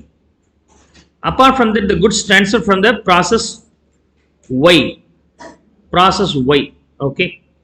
அங்கிருந்து வந்தது எவ்வளோ அப்படி சொன்னாக்க இதை அப்படி நான் போஸ்ட் பண்ணிடுறேன். 7,62,500 rupees மதிப்பில் குட்ஸ் வந்திருக்கு. ஆனால் organisation head only knows that the original cost for this being 5,36,379. Then the ultimate value being only 2,26,121. Apart from that, the other expenses incurred up to prime cost being material and the wages. Material being 50,000. Material being 50,000. And wages being 92,000.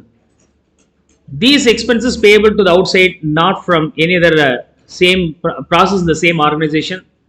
After this information will be only cost, will include no profit. So dash.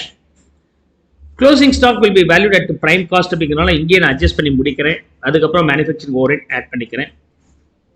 Finish off adding this to find out the prime cost at this point. Prime cost at this point being Z ல 92,000, total வந்து 9,44,500, 9,44,500, and total cost being 7,08,379, and the profit included in it being 2,36,121 minus closing stock. We are going to find out the profit component here based on the ratio we have earlier. 9,44,500 na adula 7,08,376, 9 being the cost and so on, 36,000 la enna cost irukum. Do the cross multiplication and verify whether you are getting 29,250 or not. And the profit component should be 9,750. Am I right? 9,500.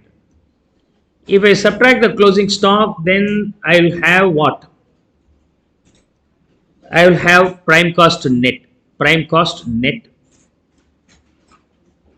This value being 9,05,500. 9,05,500. And cost, total cost component being 6,79,129. And profit component should be 2,26,371. Now I have to add the manufacturing overhead to find out the cost of production, which is 66,500. As the payment is made to the outsider, there will not be any profit component on that, so the entire thing will be your cost. After adding that manufacturing overhead, the value what you get, is called cost of production. The cost of production in totality being 9,72,000, which is known by the head of process 2.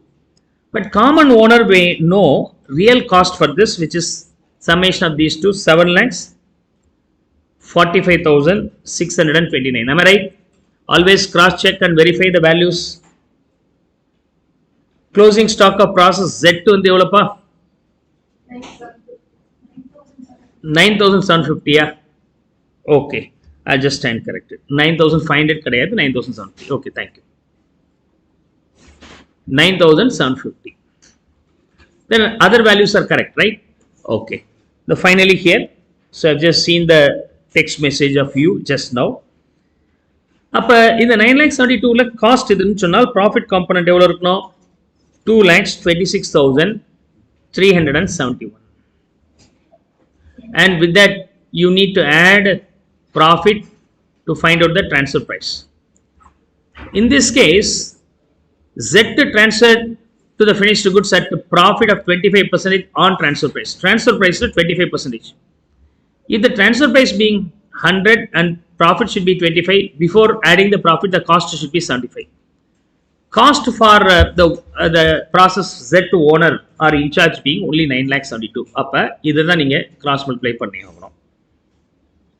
Then this value being 3,24,000.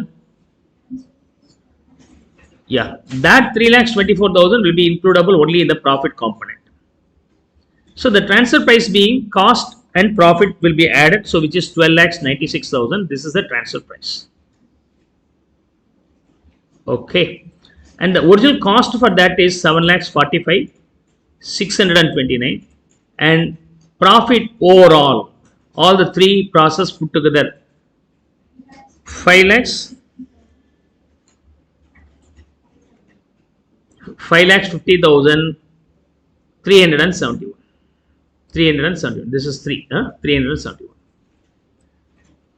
Let's now move on to the next process. Process finished goods. Okay, finished goods.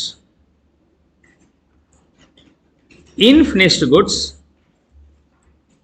we have opening stock being 45. Opening stock being 45,000. Okay.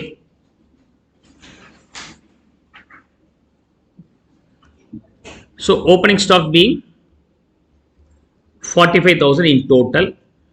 Usually opening stock unrealized profit கொடுத்திருப்பாங்க, அது 20 இருக்கு. அப்படினா அதோட original cost being 25. This is 25. Am I right? Apart from that, the goods transferable from the previous process being this one. So transfer from process Z, 12,96,000 at a cost of rupees 7,45,629, inclusive of profit of 5,50,000 added by the three previous processes, process 1, process 2, process 3, மூணுல இருக்கிற profit சேர்த்து இந்த number வருது. And the total being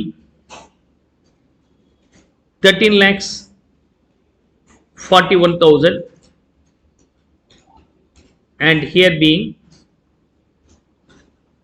7,70,629, and I have been given the closing stock being 50. Okay, 50 being closing stock. Now, this value being 5 lakhs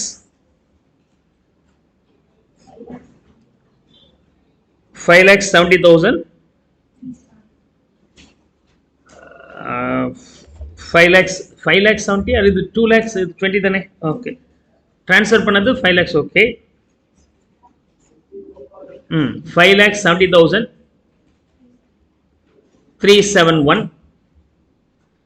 minus closing stock. The closing stock value being 50 in totality, and the cost on this being how much?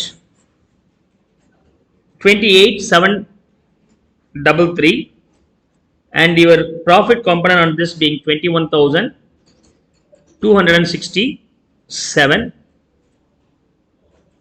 If you subtract, then the cost of production here being, or cost of goods sold, 7,41,000. Sorry, this one being 12,91,000, and here it is 7,41,896. The last one is 5,49,104. Now with that, profit is added to find out the sales value. The sales here being 14 lakhs. As it is sold for 14 lakhs, the original cost for the finished goods department 1291. The difference between these two is the profit added finally. This is balancing figure. Should be addable only in the profit component 1,09,000. This will be cost 7,41,896. 6,58,104. So 6,58,104 rupees மதிப்புள்ளதுக்கு 7,41,000 sorry 7,41 மதிப்புள்ளதுக்கு 6,58 profit add பண்ணி 14 lakhsக்கு ஃபைனலா sales ஆகுது. Clear? Come on, make A, B and C. 10,000 units at a cost of rupees 1 were issued to process A. So direct material வந்து ஒரு 10,000 units issue பண்றாங்க at rupee 1 per unit. The other direct expenses details are there. And the wastage of process A, அதாவது normal loss 5%, process B la 4%. Wastage in process A was sold at rupees 0.25 and that of B sold at rupees 0.5 per unit. That of C being sold at rupees 1 per unit. இங்க வந்துச்சுன்னா 1 ரூபாய்க்கு விற்கிறாங்க. இது sale price. The overhead charges were 168% of direct labor. 168% of direct labor being the overheads அப்படின்னு சொல்லிட்டாங்க. Overheads எவ்வளவு இருக்கு அப்படின்னா direct labor எவ்வளவு இருக்கு அது மாதிரி 168%. The final product was sold at rupees 10. Sale price. ஃபைனலா இது வந்து ஒரு யூனிட் வந்து 10 rupeesக்கு விற்கிறாங்க. Fetching a profit at 20% on sales. Profit வந்து 20% on sales ன்னு சொல்லியிருக்கிறாங்க. இப்ப இந்த இடத்துல வேஸ்டேஜ் எவ்வளோன்னு கொடுக்கல பாருங்க. You have to find out the wastage, normal loss percentage எவ்வளோங்கிறது நீங்க கண்டுபிடிக்க வேண்டியதா இருக்கு. That's the only process we are going to incorporate here. Rest of the things are very basic. அது டேட்டா நம்ம போட்டு முடிச்சிடலாம். Let's see here. Now, I'll start with the process A. Process A. Okay. Units and rupees. Units and rupees. Direct material introduced.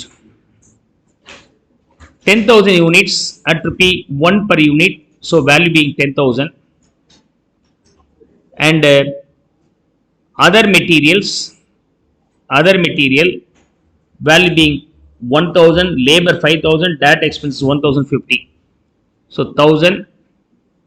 5,000 direct labor, direct expenses being 1,050. Apart from that, we have been given overhead also. In the overhead value என்ன அப்படின்னு சொன்னாக்க direct labor எவ்வளவு இருக்கோ அதுல 168%. direct labor 5,000 இருக்கு அது 168% போட்டு எவ்வளவு வருதுங்க 8,400. Okay, 8,400.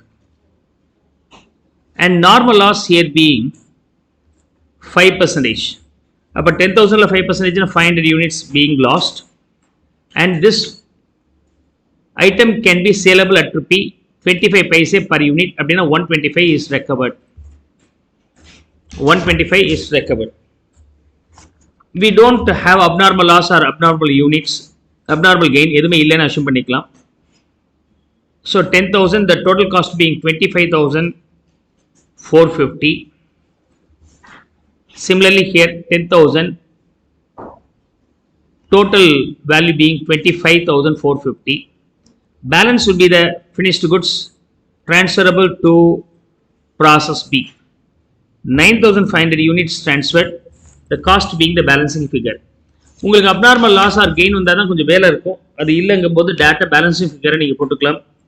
25,325. Process B. Now we'll go for the process B. In process B, transfer from process A being 9,500 units, the value being 25,325.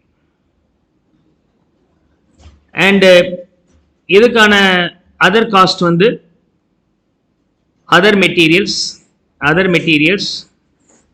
1,500, direct labor 8,000 rupees, and direct expenses 1,188. overhead தானே, direct laborல 168% அப்படி சொல்லி இருக்காங்க, this value being 13,440. and process B ல 4% of input may be lost. அப்ப 9,500ல 4% போட்டீங்கன்னா 380. this loss is saleable at rupee 0.5 அப்படின்னா 190 rupees is recovered and transferred to process C. Balancing figure. Is that okay?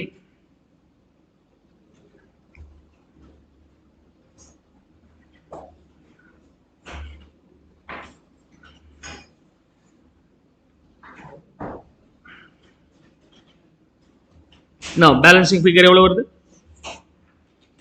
9,500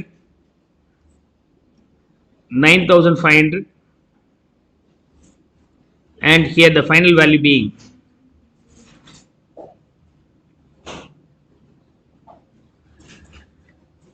the total being 49,453. am I right? 49,453. 49,453. balance number of items being 9,120 and here it is 49,263. 49,263. process B is also over. Let's now move on to the next process, process C.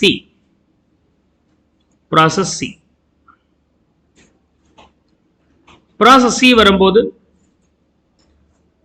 transfer from process B 9,120 units at rupees 49,263. other material introduced in process C being 1,480 and direct labor and direct expenses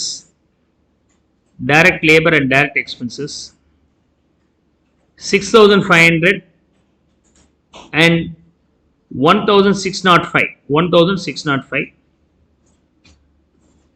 apart from that the overhead here being 168% of the direct labor, maybe 10,920.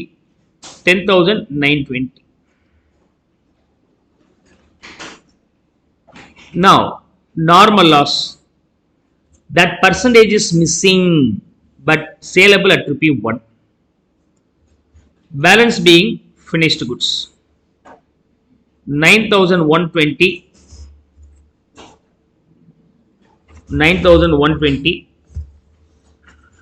okay, and the total value being, how much is the total value?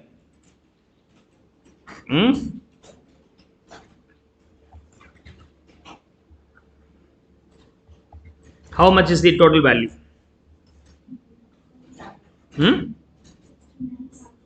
69,768. See the final sale price being 10 rupees per unit, where 20% profit is there. The sale price வந்து ஒரு யூனிட்டோட value 10 rupees. அப்ப profit எவ்வளவு இருக்கு? 20% on this அப்படின்னா 8 being the cost. இது cost of finished goods. Is that clear? So the cost of finished goods being 8.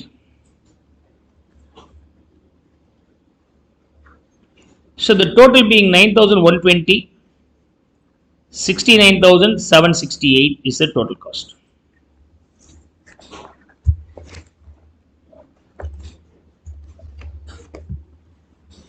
Now normal loss,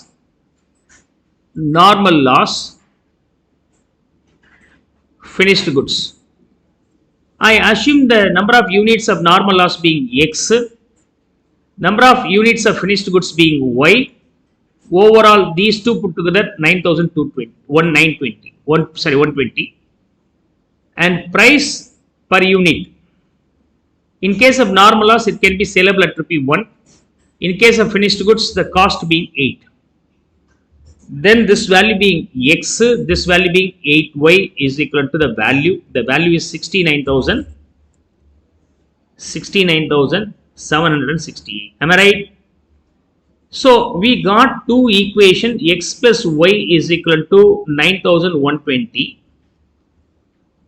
X plus 8Y is equal to 69,768. I am cancelling these two equations where X gets cancelled. Finally, 7Y is equal to the difference between these two. 60,648. Then Y should be 60,648 divided by 7. Then the value being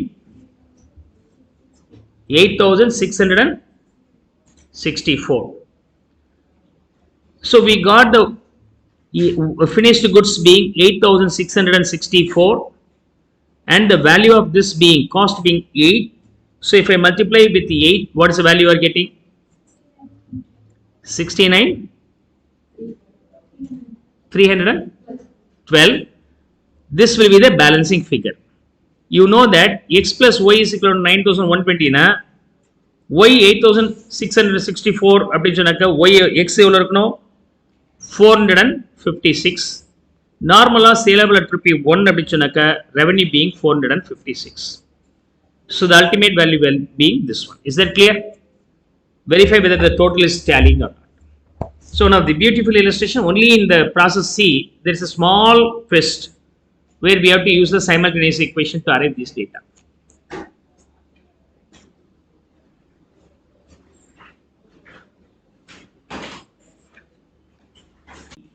$456 input being 9,120.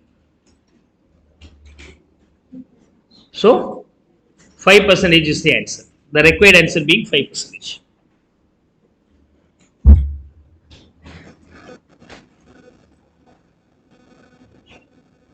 Concept of joint products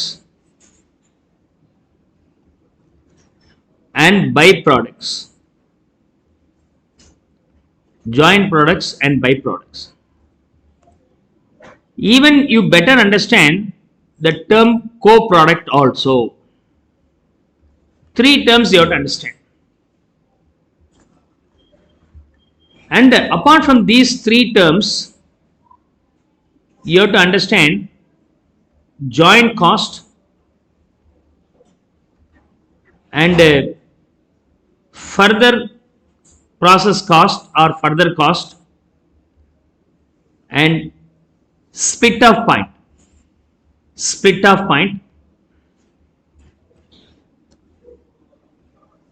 And another set, joint process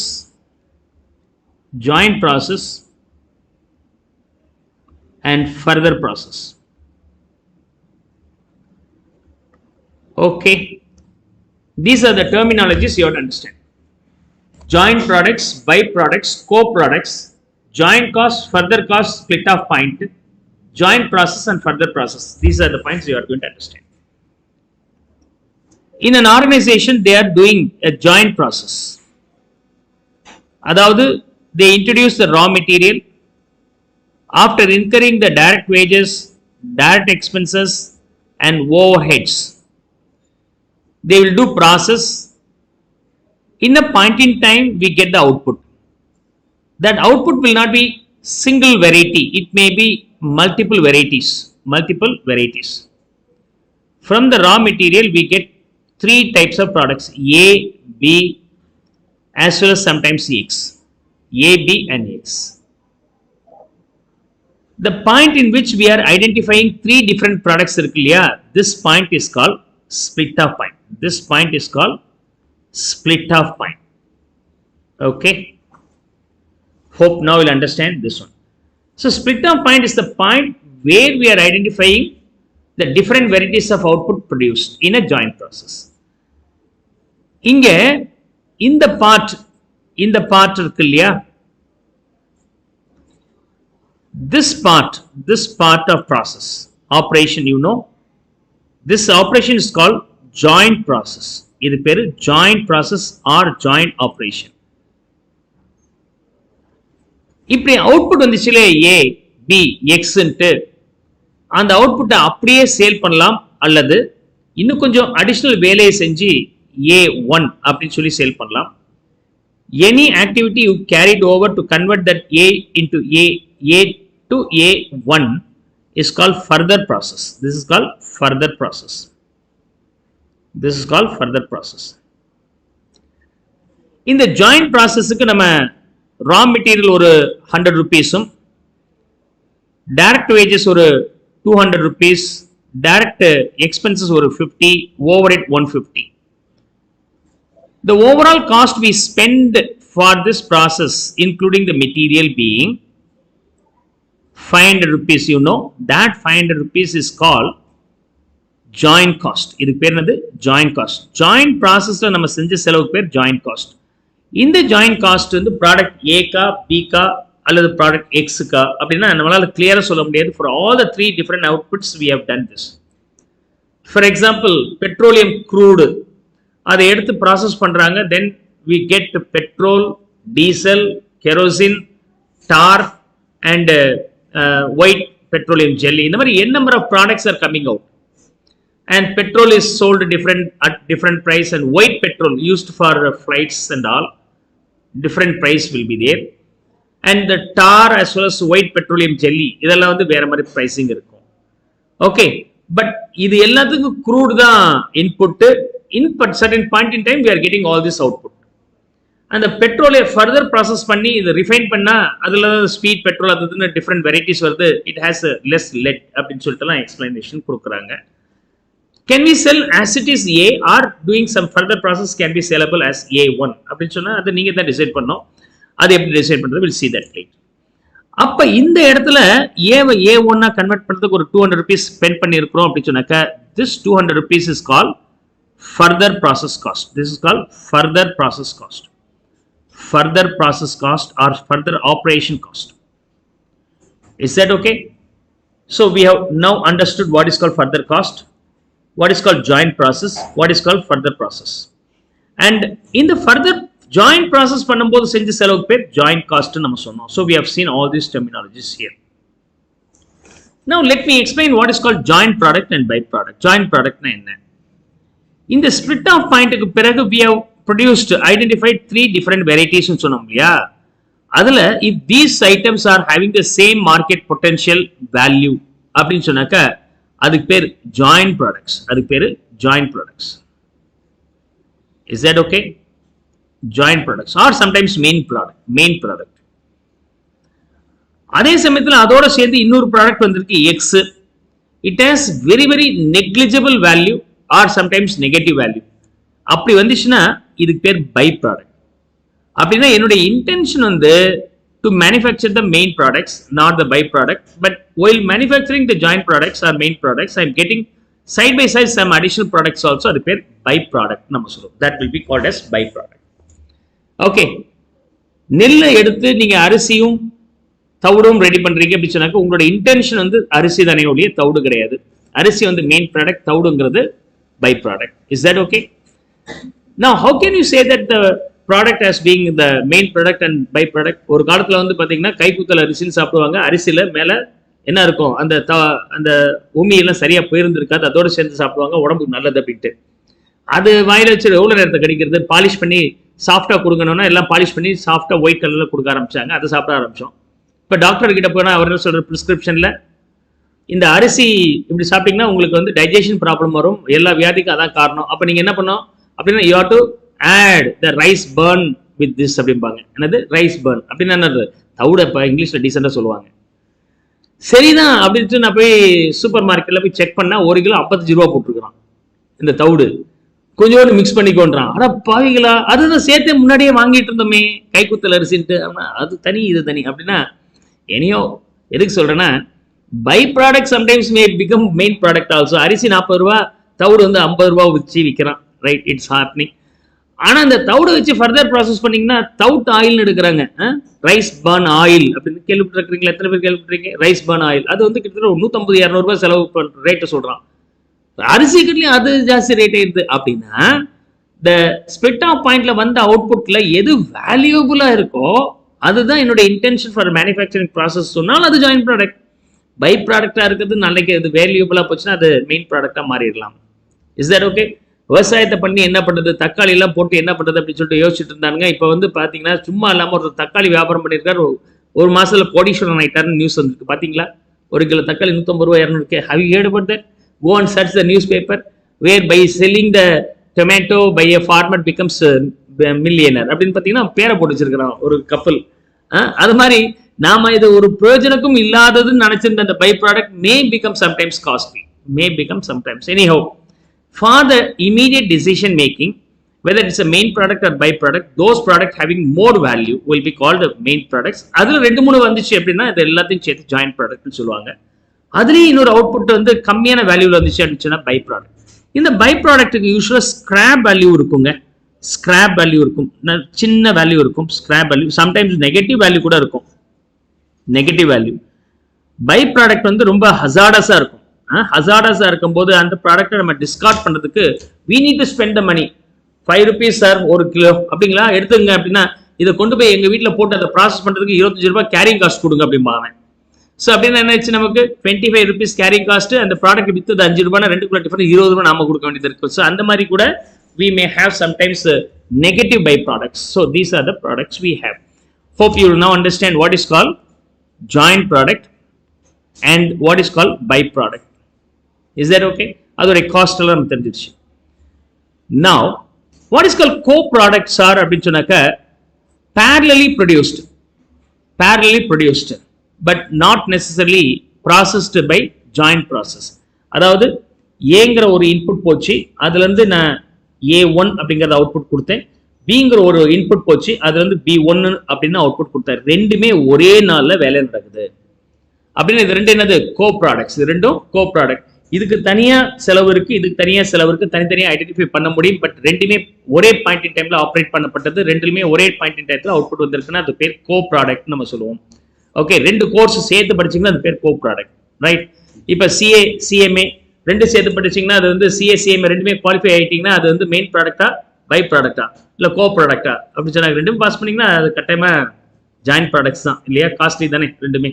so ரெண்டுக்குமே value உண்டு. So you will get that being the joint products. ஆனா ரெண்டுக்குமே சேர்த்து ஒரு 75% ஒன்னா படிச்சிருப்பீங்க, ஒரு 30% course மட்டும்தான் வெவ்வேறு கான்செப்ட் இருக்கும், அது தனியாக படிச்சிருப்பீங்க.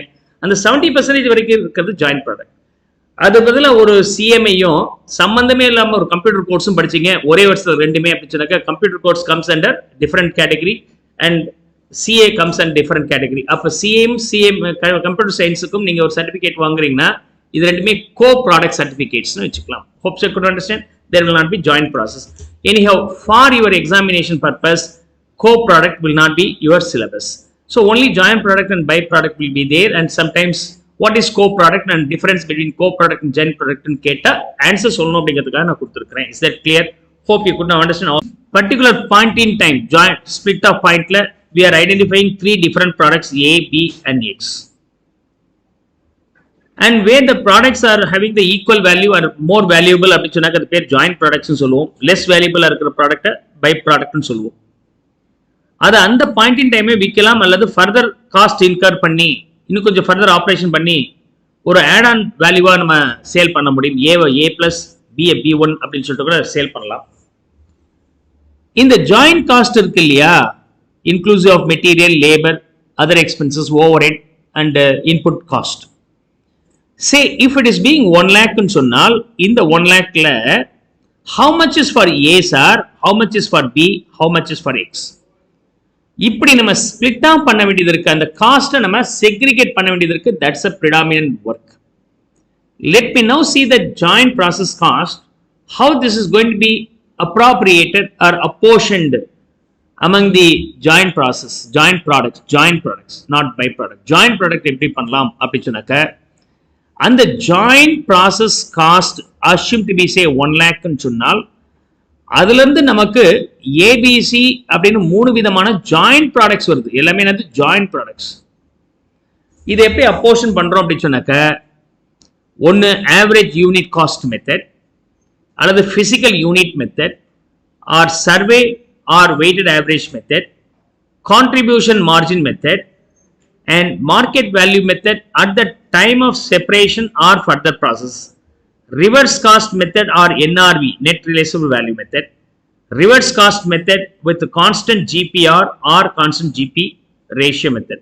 Okay, so constant GP, reverse cost with the constant GP or constant GP ratio. So these are the methods we have. So over method enna explain பண்ணிட்டு over method க்கு நான் illustrations பார்க்கிறேன். This is what about the joint product. In case of byproducts அப்படிங்கிறது it will have lower value. அப்ப அதுக்கு எப்படி sir அப்போர்ஷன் பண்றது? For example 1 lakh is the joint cost. இது joint cost.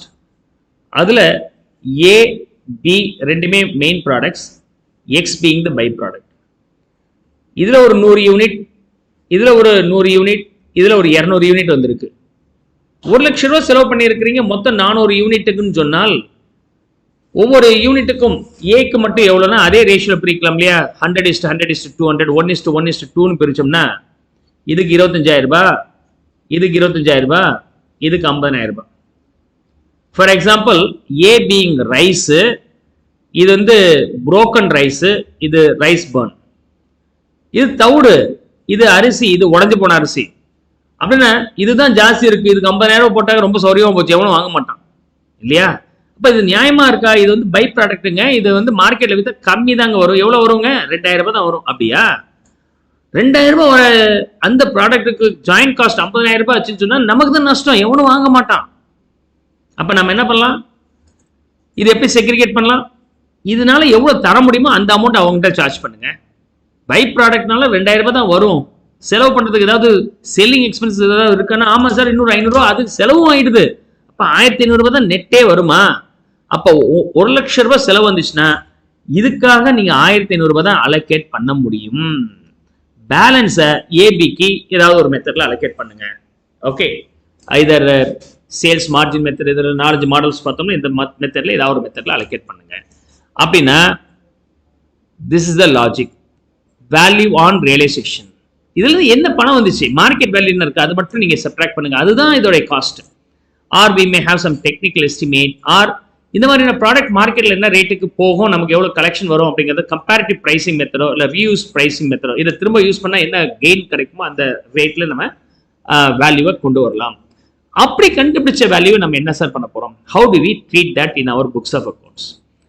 இந்த வேல்யூ இருக்கு இல்லையா, சே வெறும் 1,500 ரூபாய் தான் இருக்கு. If it is very very small amount அப்படின்னு சொன்னாக்க அதை நேர காஸ்டிங் P&L ட்ரான்ஸ்ஃபர் பண்ணிக்கலாம். இவங்க என்ன பண்ணுவாங்க, காஸ்டிங் P&L அக்கௌண்ட்ல கிரெடிட் பண்ணிடுங்க சார், ஸ்கிராப் வேல்யூ ரியலைஸ்டு மாதிரி.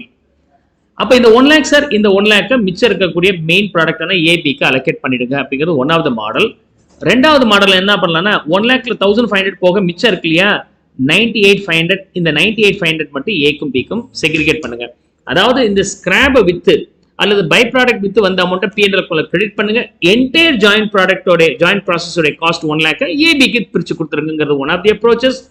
அல்லது 1 lakhல பில இருந்து என்ன ரெவன்யூ இருக்கோ அது லெஸ் பண்ணிடுங்க, 98,500 இருக்கு இல்லையா அது மட்டும் ஏக்கும் பிக்கும் பிரிச்சு கொடுங்க அப்படிங்கிறது one of the approaches. That's how we can do accounting here. If the value is small, either you can credit that to the costing P&L account or deduct it from the cost of production.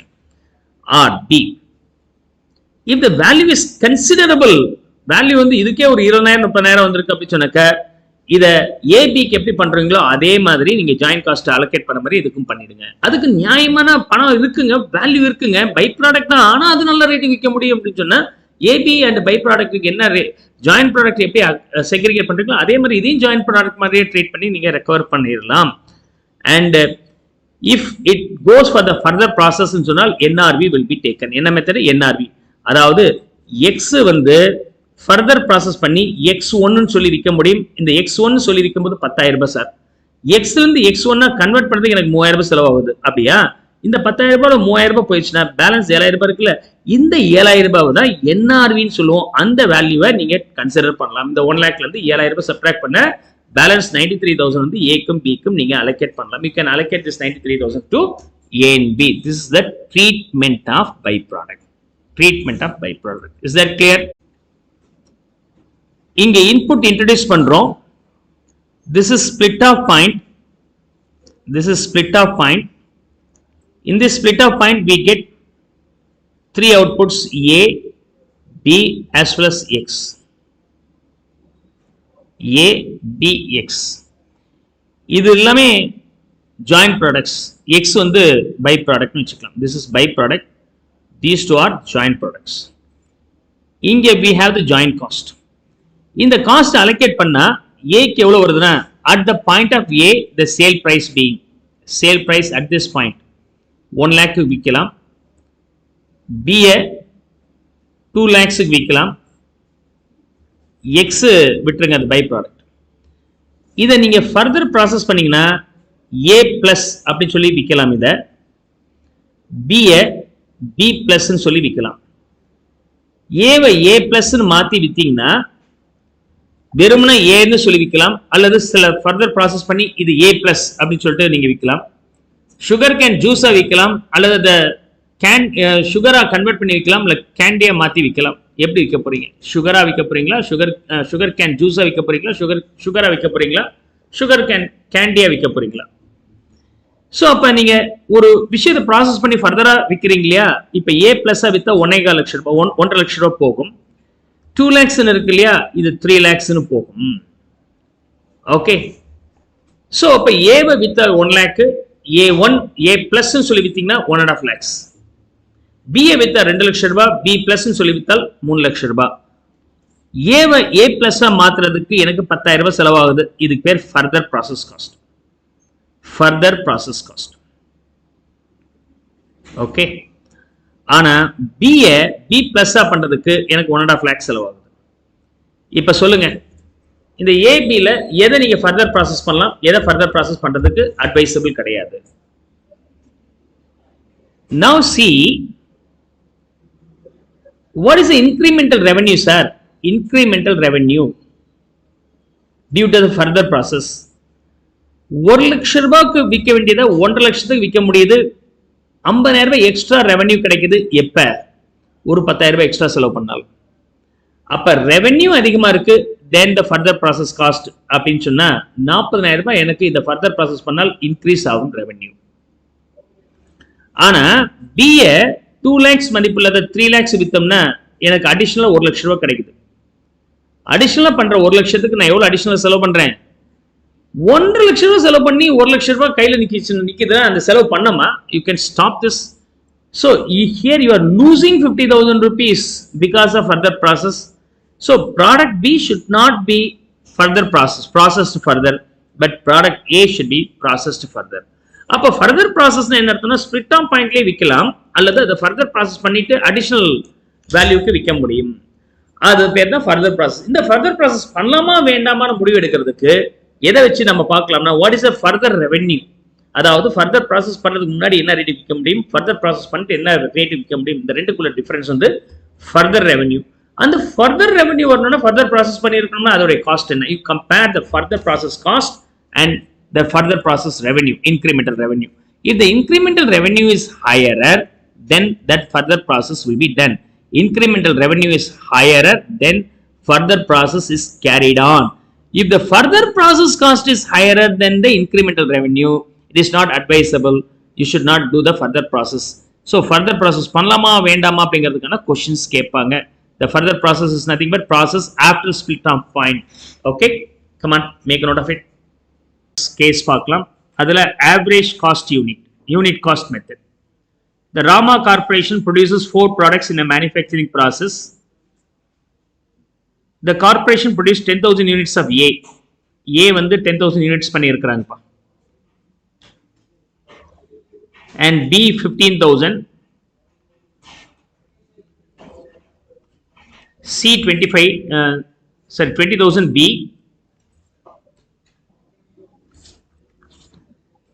and C being 25,000 and D being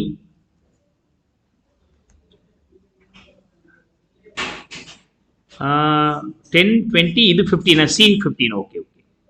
C 15, okay. D 25,000, okay. The cost before split of point for the 4 products was 1,40,000. Split of point முன்னாடி வரைக்கும் அதோட cost எவ்வளவு இருக்குன்னா 1,40,000 ன்னு சொல்லி இருக்காங்க. Using the average cost method, calculate the unit cost. அப்ப எத்தனை யூனிட் இருக்குங்க? 70,000 units. We assume the 1,40,000 rupees is spent for producing 70,000 units. We assume that the products or outputs A, B, C, D will have equal values. எல்லா யூனிட்ஸும் equal value. A எடுத்தாலும் சரி, B எடுத்தாலும் சரி, C எடுத்தாலும் சரி, D எடுத்தாலும் சரி ஒரே வேல்யூ. அப்படின்னா இந்த எல்லாத்துக்கும் சேர்த்து 1,40,000 செலவு பண்ணி இருக்கிறோம்னா 70,000 யூனிட்டுக்கு அப்படின்னா ஒரு யூனிட்டுக்கு 2 ரூபாய் அவ்வளவுதான். இதான் unit price. But A is superior, B is least superior அப்படின்னு சொன்னாக்க அதுக்கு ஒரு வெயிட்டேஜ் கொடுக்குறோம் இல்லையா, அது பேர் வெயிட்டட் ஆவரேஜ் காஸ்ட் மெத்தட். அவ்வளவுதான். இது வந்து சிம்பிள் ஆவரேஜ் மாதிரி டைரக்டாவே நம்ம கால்குலேட் பண்றோம். 2 rupees சொன்னால் அப்போர்ஷன்ட் காஸ்ட் எவ்வளவுங்க? அப்போர்ஷன்ட் காஸ்ட் ஒரு யூனிட்டுக்கு நம்ம 2 rupees கண்டுபிடிச்சிட்டோம். Now multiply with 2. So the first case being 20,000, second case being 40, third case being 30, and last 50. The overall value being 1,40,000. We got this value now. We got this value. Is that clear?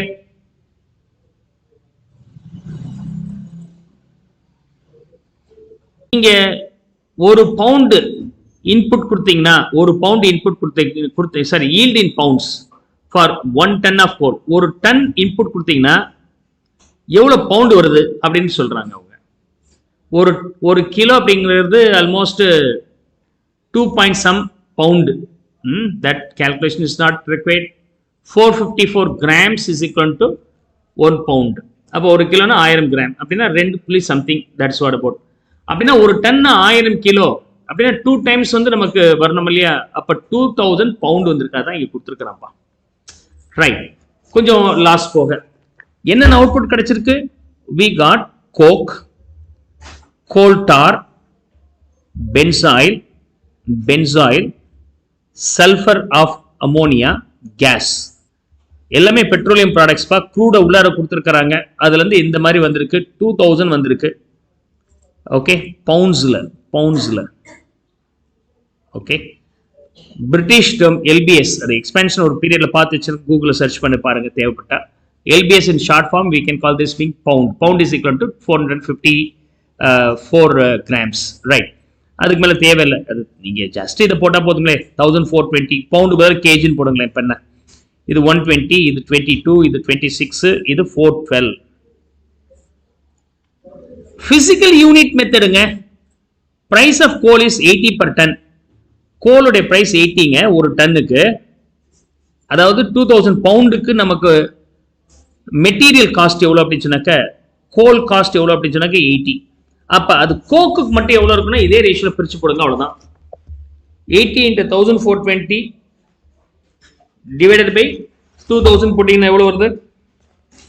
I think so it is 56.80. இதான் physical unit method. அல்லது 80 divided by 2000 divide பண்ணிடுங்க. எவ்வளவு வருதுங்க?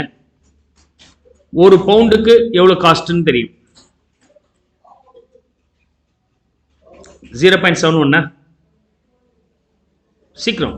80 by 2000. 80 divided by 2000 being 0.04. Okay, 0.04. 0.04 into this value. 1420 into 0.04, 56.80 வருது இல்லையா?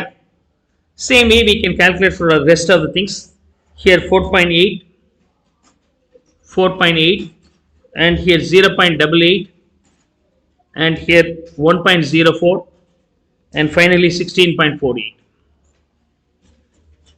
Similarly, you have to calculate for the direct labor, overhead, cost to split off. இது material. இப்போ direct labour நான் எடுத்துக்கிறேன். அதோடைய காஸ்ட் எவ்வளோ இருக்குன்னா 40 rupees. அதுக்கு பிறகு என்ன இருக்குன்னா ஓவர் ஹெட்ஸ் இருக்கு. ஓவர் ஹெட்ஸோடைய டோட்டல் காஸ்ட் வந்து 60. Calculate the material, labor, overhead and the total cost of each product on the basis of weight. ஒவ்வொன்றுக்கும் வெயிட்டை பேஸ் பண்ணி ஒவ்வொரு ப்ராடக்ட் தனித்தனியாக கண்டுபிடிக்க சொல்லியிருக்கிறாங்க. The last one being the total cost. Total காஸ்ட்னா இந்த மூணும் சேர்த்துருவீங்க. Material, labor, overhead is equal to total cost, which is nothing but in total 180.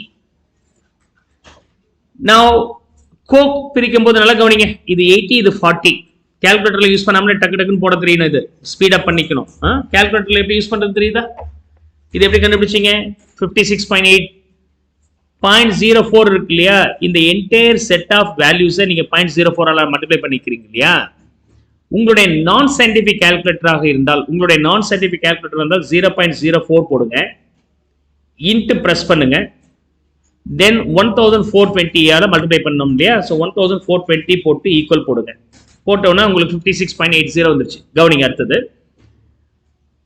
இதே நம்பர் 0.04 இன்ட்டு 120 ஈக்குவல் போடணுமா இல்லையா? இதுல இந்த இதை ஆப்ரேஷன் நீங்க போட வேண்டிய அவசியம் இல்லை நான் சயின்டிபிக் கால்குலேட்டர்ல. ஃபர்ஸ்ட் 0.04 இன்ட்டு 1420 போட்டு ஈக்குவல் போட்டீங்கன்னா 56.80 வந்துச்சு. அதுக்கப்புறம் டைரக்டா 120 ஈக்குவல் போட்டீங்கன்னா ஆன்சர் வந்துடும். அதுக்கப்புறம் 22 போட்டு ஈக்குவல் போட்ட ஆன்சர் வந்துடும். 26 போட்டு ஈக்குவல் போட்டால் ஆன்சர் வந்துடும். வந்துச்சா இல்லையா? ஸோ அந்த மாதிரி நீங்க ஷார்ட்கட் தெரிஞ்சுக்கணும். என்ன இதுக்கு தேவையில்லாம கால்குலேஷன் டைம் ஜாஸ்தி ஆகும். ஏற்கனவே சொன்ன மாதிரி ஒரு காம்ப்ரிஹென்சிவ் இல்லஸ்ட்ரேஷன் எக்ஸாம்ல கேட்கும்போது ஒரு 5 ஐட்டத்துக்கு நீங்க ஸ்பிளிட் பண்ணி போடுங்க. 4 டிஃபரெண்ட் எக்ஸ்பென்சஸ்னா என்னாச்சு உங்களுக்கு நேரம் வீணாயிட்டே இருக்கும். அதுக்கு தான் இந்த மாதிரி ஷார்ட்கட் சொல்லியிருக்கிறேன். அதே மாதிரி கோல்ல இருந்து டைரக்ட் லேபர் இந்த சம்ம வந்து சால்வ் பண்றது ரொம்ப ஈஸி. கால்குலேட்டர் வச்சு சால்வ் பண்ணிடுவீங்க. இப்போ நான் உங்களுக்கு என்ன கைட் பண்ண போறேன்னா டைம் சேவிங். எப்படி டைம் சேவ் பண்ண போறீங்க? இது 80, இது 40னா பாதி தானே. அப்ப இதுல பாதி தானே இருக்கும். அப்ப இதுல பாதிங்கிறத நீங்க கால்குலேட்டர் இல்லாம போடலாம். ஓகே, 28.40, இது 2.4, இது 0.44. இதை போய் கால்குலேட்டர் பண்ணிட்டு இருக்காருங்க. இதுல பாதி கண்டுபிடிக்க தெரியாதா? 2ஆல டிவைட் பண்ணது தானே. 52, இது 8.24. Is that okay? அப்ப இதுல இருந்து இதுனா இது 40, இது 60. இந்த ரெண்டுக்கும் நடுவில் இருக்கணும் நம்பர். ரெண்டுக்கும் ஈக்குவல் நம்பரா இருக்கணும்.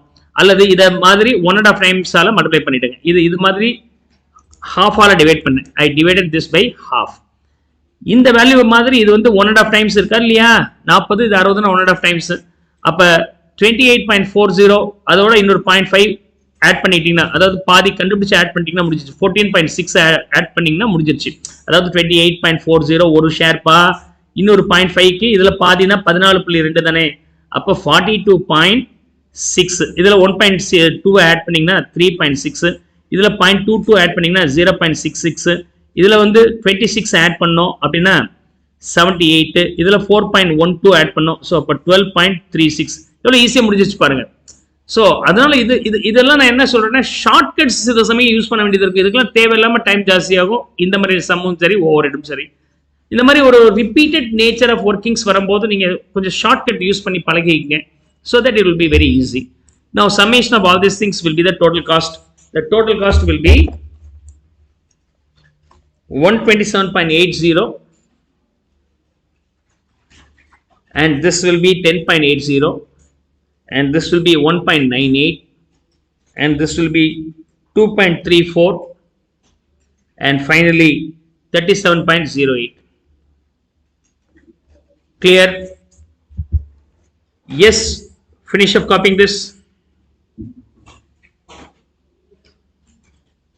Survey method or weighted average method. Survey method or weighted average method. அதாவது எல்லா யூனிட்ஸும் ஈக்குவலா இருந்தாலும் நீங்க சிம்பிளா எடுத்துடலாம். A, B, C மூணுமே ஒரே மாதிரி யூனிட்ஸ் வேல்யூ. இது ஒரு 10, இது ஒரு 20, இது ஒரு 10. எல்லா வேல்யூ எல்லா யூனிட்ஸும் ஒரே மாதிரி வேல்யூ சார். ஈக்குவல் வேல்யூ தான் மார்க்கெட்ல. அப்படியா? எவ்வளவு செலவாச்சு? 400. 40 யூனிட்டுக்கு 400 ரூபாய் ஆச்சுன்னா 10 யூனிட்டுக்கு 100 ரூபாய், 20 யூனிட்டுக்கு 200 ரூபாய், 10 யூனிட்டுக்கு 100 ரூபான்னு பிரிச்சிடலாம். Okay. So if you go for purchasing some cool drinks, okay, some beverages, what happens? Whatever the flavor may be, the rate will be the same. இல்லையா 20 rupees சொல்றான். பெப்சியா இருந்தாலும் சரி, கோக்கா இருந்தாலும் சரி, அதுல வேற எந்த flavour, Fonda, Mirinda, what ever it may be, it's anywhere between 20. Okay, அதுவே ஏங்கிறது இட்லி, பிங்கிறது தோசா அண்ட் சிங்கிறது ஊத்தாப்பமா இருந்தா மூணுக்கு ஒரே வேல்யூ போட முடியுமா? So then you have to add up the weightage for that. So one idli, okay, but in case of dosa it is equivalent to 2 idlis, and in case of uttapam it may be equivalent to 4 idlis like. So now you have to convert that to equal values. அது மாதிரி பண்றது தான் weighted average method. So in this case we have been given 17,400 being the joint cost, output being first grade timber 400 units, 400 units, second grade timber 500 units, and third grade timber 600 units. So the overall output being 1500. But all the timber will not be equal value. ஒவ்வொன்றுக்கு ஒரு value இருக்கு. அதுல technical evaluation என்ன சொல்றாங்கன்னா, first கிரேடுக்கு 5 value, second கிரேடுக்கு 3, third கிரேடுக்கு second கிரேடுக்கு 4, third கிரேடுக்கு 3 வெயிட்டேஜ் கொடுங்கன்றாங்க. So the weightage allocated for these graded timber being 5, 4, 3. அப்படின்னா ஒரு 1 grade is equal to 3 gradeக்கு சமம் அப்படின்னு சொல்றாங்க. அதனால you multiply these two weight and units. அதாவது ஒரு first grade வந்து 5 weightageம் and third gradeல 1 இருந்துச்சுன்னா 3 weightageக்கும் சமம் அப்படின்றாங்க. அப்படின்னா weighted units எடுத்துக்கிட்டீங்கன்னா, I am converting everything into weighted units. Multiplication of this to 2000. இது வரும்போது 2000, இது வரும்போது 1800 யூனிட்ஸுக்கு சமமாக நம்ம எடுத்துக்கிறோம். அப்ப 5800 is the weighted units. 1500 பண்ணாலும் இது equal to 5800 units. அதாவது ஒரு இட்லி அப்படின்னா ஒரு இட்லி தான், அண்ட் ஒரு தோசான்னு சொன்னால் it's equal to 2 idlis, and ஒரு ஊத்தாப்பம் அப்படின்னு சொன்னாக்க 4 idlis. அப்படின்னா நான் மூணுலையுமே ஒவ்வொன்று பண்ணியிருக்கிறேன் அப்படின்னு சொன்னாக்க 1 இட்லி, 2 இட்லி, 4 இட்லி, மொத்தம் 7 இட்லிக்கு ஈக்குவலன்ட் அப்படிங்கிற மாதிரி மாத்திக்கிறோம். ஸோ அதுதான் இந்த வெயிட்டட் யூனிட்ஸ். இதோட டோட்டல் காஸ்ட் பீங் 17,400 அப்படின்னு சொன்னாக்க அப்போர்ஷன்ட் காஸ்ட் எவ்வளோ வரும் அப்படின்னு சொன்னாக்க, apportioned cost, okay, joint cost divided by summation of weighted units. அதாவது 17,400 rupees you spend for 5,800 weighted units. அப்படின்னா per unit எவ்வளோ வருதுங்க? 3 rupees. அப்ப weighted units is multiplied with the 3, which is the apportion cost, 6, 5,400. So overall value being 17,400. This is called survey method or weighted average method. Survey method or weighted average method. Is that clear?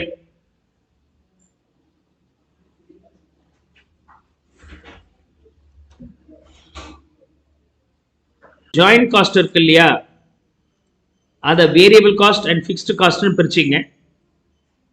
The other name for the marginal cost, variable cost is equal to marginal cost. So அப்ப joint cost marginal cost and fixed cost னு பிரிச்சாச்சு. Okay, இந்த variable cost இருக்கு இல்லையா, இத units வச்சு பிரிங்க. Fixed காஸ்ட்டை contribution வச்சு பிரிங்க. Contribution என்ன அர்த்தம்? Sales minus variable cost is the contribution. Is that okay? So we have two products, A and B. A and B. Units being 100 kg and B being 120 kg. Sales price of A being 60, B being 30, and sales value is multiplication of these two, 6,000, 3,600. Variable cost கண்டுபிடிப்போம். Joint cost we have the variable cost, 4,400 being the variable cost. This variable cost is apportioned using what? Units. 4,400 100 is to 120 ratio பிரிச்சோம்னா 2,000, 2,400. Joint costல being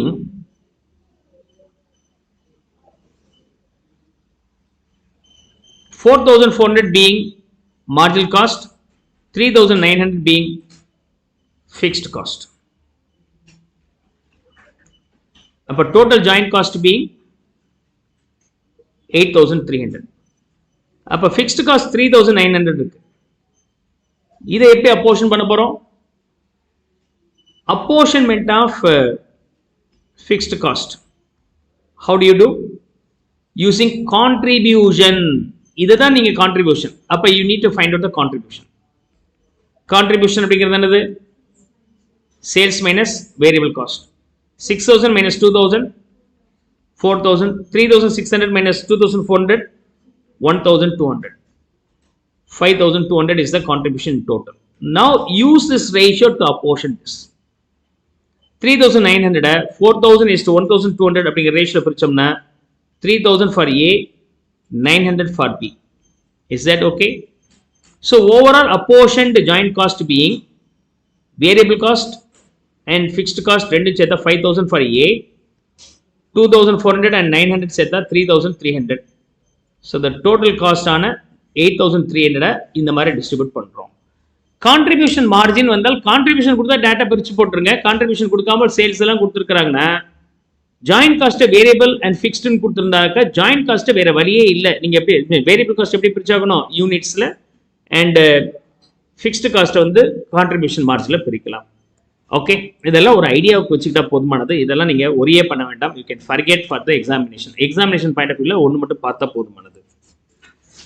அப்ப examination point of வியூல என்ன sir வரும்? So அடுத்து பார்க்க போறதா examination point of வியூல ரொம்ப ரொம்ப immediately after this at what rate it can be sellable. say ஒரு 100 யூனிட் இருக்கு, இது ஒரு 50 யூனிட் இருக்கு, இதோட சேல்ஸ் பிரைஸ் வந்து 10 rupees, இதோட சேல்ஸ் பிரைஸ் 5 rupees னு வெச்சுங்க. இது யூனிட்ஸ், இது சேல்ஸ் பிரைஸ். யூனிட்டையும் சேல்ஸ் பிரைஸையும் மல்டிப்ளை பண்ணிட்டீங்கன்னா வருது சேல்ஸ் வேல்யூ 1000, 50 into 5 250. இப்போ இந்த ஜாயிண்ட் காஸ்ட்டை எப்படி அலோகேட் பண்ணலாம்னா ஒன்னு joint price selling price at split off point வச்சு அலோகேட் பண்ணலாம், அல்லது சேல்ஸ் வேல்யூ வச்சு அலோகேட் பண்ணலாம். செல்லிங் பிரைஸ்னா 10:5 2:1 ரேஷியோ, சேல்ஸ் வேல்யூன்னு சொன்னால் 1000 150 அல்லது 4:1 ரேஷியோ, ஏதாவது ஒரு மெத்தட்ல பண்ணிக்கலாம். இது வந்து market value or sales price value, sales value or sales price at separation point. அதையே மாத்தி யோசிப்போம். For example these are the values available after further process. இது A plus, இது B plus. These are the values of A plus and B plus. Joint cost sales price of A plus or B plus or sales value of A plus B plus வச்சு பண்ணோம்னா அது sales value and sales price after further process. ரெண்டு மெத்தட்ல split of பண்ற அந்த பாயிண்ட்ல இருக்கக்கூடிய value வச்சு பிரிக்கலாம். ஸ்பிளிட் ஆஃப் பண்ண பிறகு ஃபர்தர் ப்ராசஸ் பண்ண பிறகு வித்தால் என்ன ரேட் இருக்குமோ அந்த ரேட்ல பண்ணலாம். So these are the 4 angles. அவ்வளோதான், அதுக்கு மேலே இது ஒன்றும் கிடையாது. Okay, most of the times sales price at split off point or further ப்ராசஸ்ங்கிற மாதிரியான கொஸ்டின்ஸ் எக்ஸாம்ல வரும். ஒன் ஆஃப் தி அட்ஜஸ்ட்மெண்ட்ஸ் வந்துடும். So don't miss this. Let's see here. It's very easy one. The joint cost of making 40 products of A and 120 units of B. 40 units of A, 120 units of B. And 140 units of C is 2,250. இதோட value எவ்வளவு இருக்கு? 2,250. The selling price of product ABC are selling price 2, 3, 4. The products did not require any further process after split off. Split off மேல further process பண்ண வேண்டிய அவசியம் இல்லை. You are required to apportion the joint cost on sales price basis and sales value basis. So அப்ப joint cost 2,250ங்க, apportion the joint cost in what basis? In the sales price ratio. Sales price ratio na 2, 3, 4 அந்த ரேஷியோல இதை பிரிச்சு கொடுத்துருங்க. 500, 750 and 1000 நினைக்கிறேன், right? இது A. Sir sales value பேசிஸ்ல பண்ணுங்க sir அப்படின்னா you have to find out the sales value first of all. What is the sales value? Unit same selling price multiply பண்ணிட்டீங்கன்னா அதான் sales value. 40 into 2 80, 120 into 3 360, 140 into 4 560. So the total value being 980. Yeah, 900,000 எவ்வளவு வருது? 1000. Yeah, 1000 rupees. Now I have to distribute, apportion the joint cost using this value method. 2050 into 80 by 1000 putting na, what is the value you are getting for the first one? 180, and then 810, and then 1260. Yes.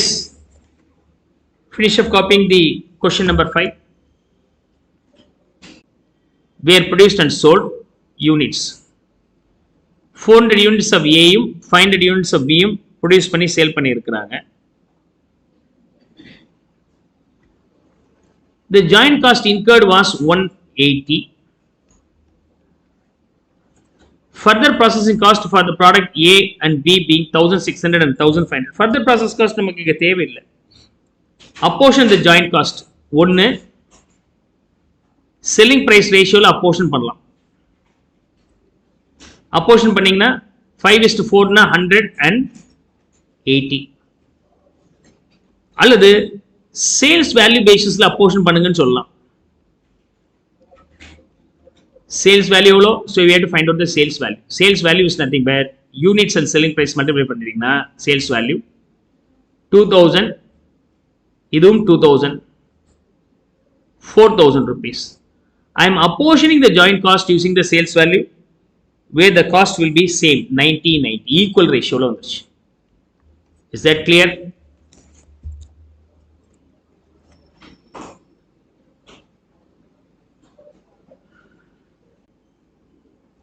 Question number 7. The factory produces 3 products A, B and C of equal value from the same manufacturing process. The joint cost before split off being 19,800. So joint cost எவ்வளவு இருக்கு? 19,800 இருக்கு. Subsequent cost, அதாவது further process cost ABC கொடுத்திருக்காங்க, direct material, direct labor, overheads எல்லாம் கொடுத்திருக்காங்க.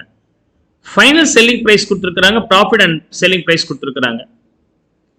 Show how you would propose to apportion the joint cost of manufacture under net realizable value or reverse cost method. Constant GP method அப்படிங்கிறது வேற, அது அப்புறமேட்டு பார்க்கலாம். முதல்ல net realizable value and reverse cost method. Okay. So 19,800 should be apportioned to the 3 products ABC. 3 ப்ராடக்ட்டுக்கு நான் apportion பண்ண போறேன். 19,600. Okay. 19,600 நான் apportion பண்ண போறேன். Okay. அதாவது NRV மாடல் அப்படின்னா என்ன அர்த்தம்னா net realizable value ரிவர்ஸ்ல கால்குலேட் பண்ணிக்கணும். சேல்ஸ்ல இருந்து ஃபர்தர் ஜிபி முதல்ல சப்ட்ராக்ட் பண்ணுங்க, ஃபர்தர் ப்ராசஸ் காஸ்ட்டை சப்ட்ராக்ட் பண்ணுங்க, ஃபர்தர் ப்ராசஸ் காஸ்ட்டை வரது net realisable value. At the split off point என்னங்க வருது? லாபத்தை எடுத்துருங்க, ஃபைனலா விற்கும் போது வந்த லாபத்தை எடுத்துருங்க, ஃபர்தர் ப்ராசஸ் காஸ்ட் எடுத்துருங்க. That is the net realizable value at the split off point. அந்த ரேஷியோ நம்ம பிரிக்கணும். அப்ப சேல்ஸ் இருந்து ஜிபியையும் ஃபர்தர் ப்ராசஸ் காஸ்டையும் சப்ட்ராக்ட் பண்ணிட்டீங்கன்னா you will get the NRV. This NRV is the base for apportioning the joint cost. Apportioning the joint cost. Joint cost apportionment. Using this NRV, we have 3 products A, B, C. The sale price of these products being 30,000, 24,000, 20,000 and overall sales being 74,000. NRV calculate பண்றதுக்கு நாம அதிலிருந்து GP யும் further process cost subtract பண்ணும். GP வந்து A க்கு வந்து 30% on the sale price which is 9,000. B க்கு 25% on sale price 24,000 க்கு 25% 6,000. C க்கு 20% on 20,000 being 4,000. 19,000 being the GP. And further process cost being you have incurred material labor overhead in total 2,500 is the further process cost.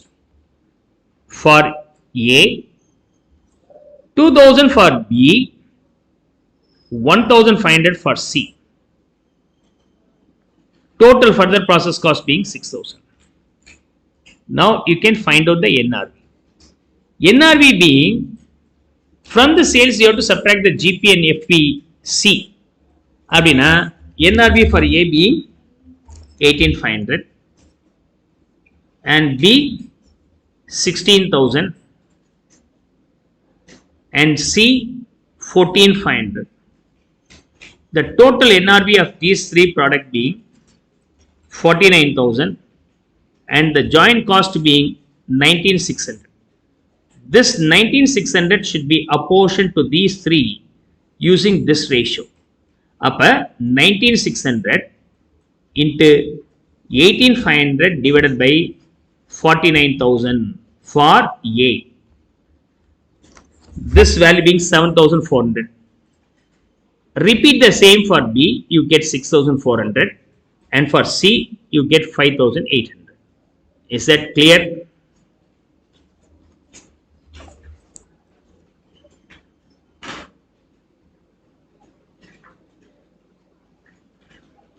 Number 7, I am going to calculate the NRV only, net realizable value da. Otherwise it is named as reverse cost method with constant GP. அதாவது GPR கொடுக்க மாட்டாங்க, நீங்க GP கண்டுபிடிக்கணும். அதாவது ABC மூணு ப்ராடக்ட்டுக்கும் ஒரே மாதிரி GP இருக்குன்னு அஸ்யூம் பண்ணி கண்டுபிடிக்கிற மாதிரி இருக்கும். That is called constant GP model. You can skip this. The factory produces three products A, B and C equal value from the same manufacturing process. The joint cost before split up point is 19,600. So joint cost being 19,600.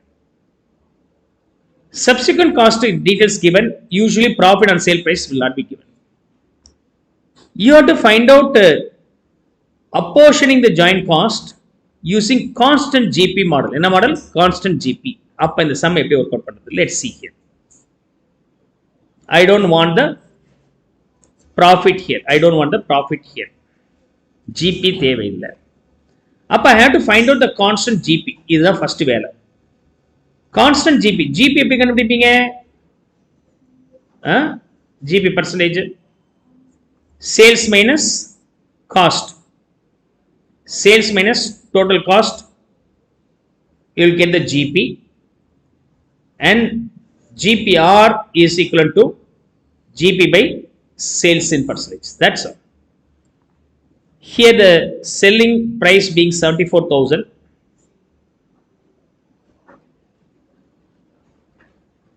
and cost being, this is further process cost, this is joint cost. This is joint cost. ரெண்டு add பண்ணிட்டீங்கன்னா you get the total cost. 25,600, am I right? So 25,600 being the total cost. If I subtract this, then you will get the GP 58,400 and GPR here being 58,400 divided by 74,000 in percentage. This ultimate value being 65.41%. எவ்வளோ 48,400 okay, 48,400 okay.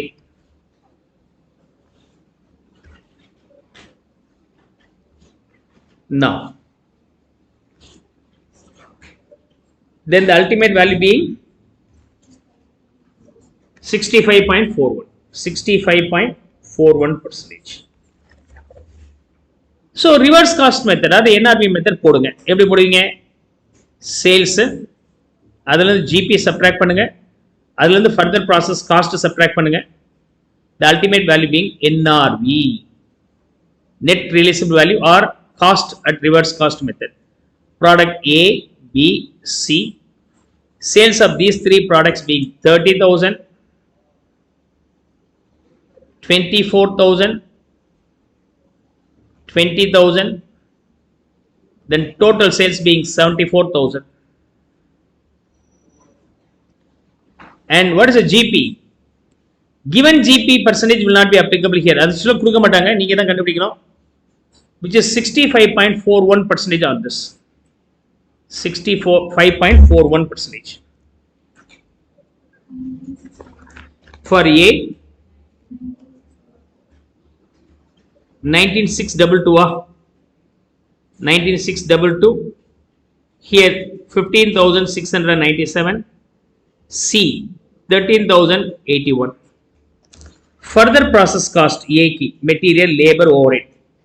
மூணும் சேர்த்து 2,500 நான் total எடுத்துக்கிறேன், ஒவ்வொன்றும் தனித்தனியாக போடாம. 2,500, 2,000, 1,500.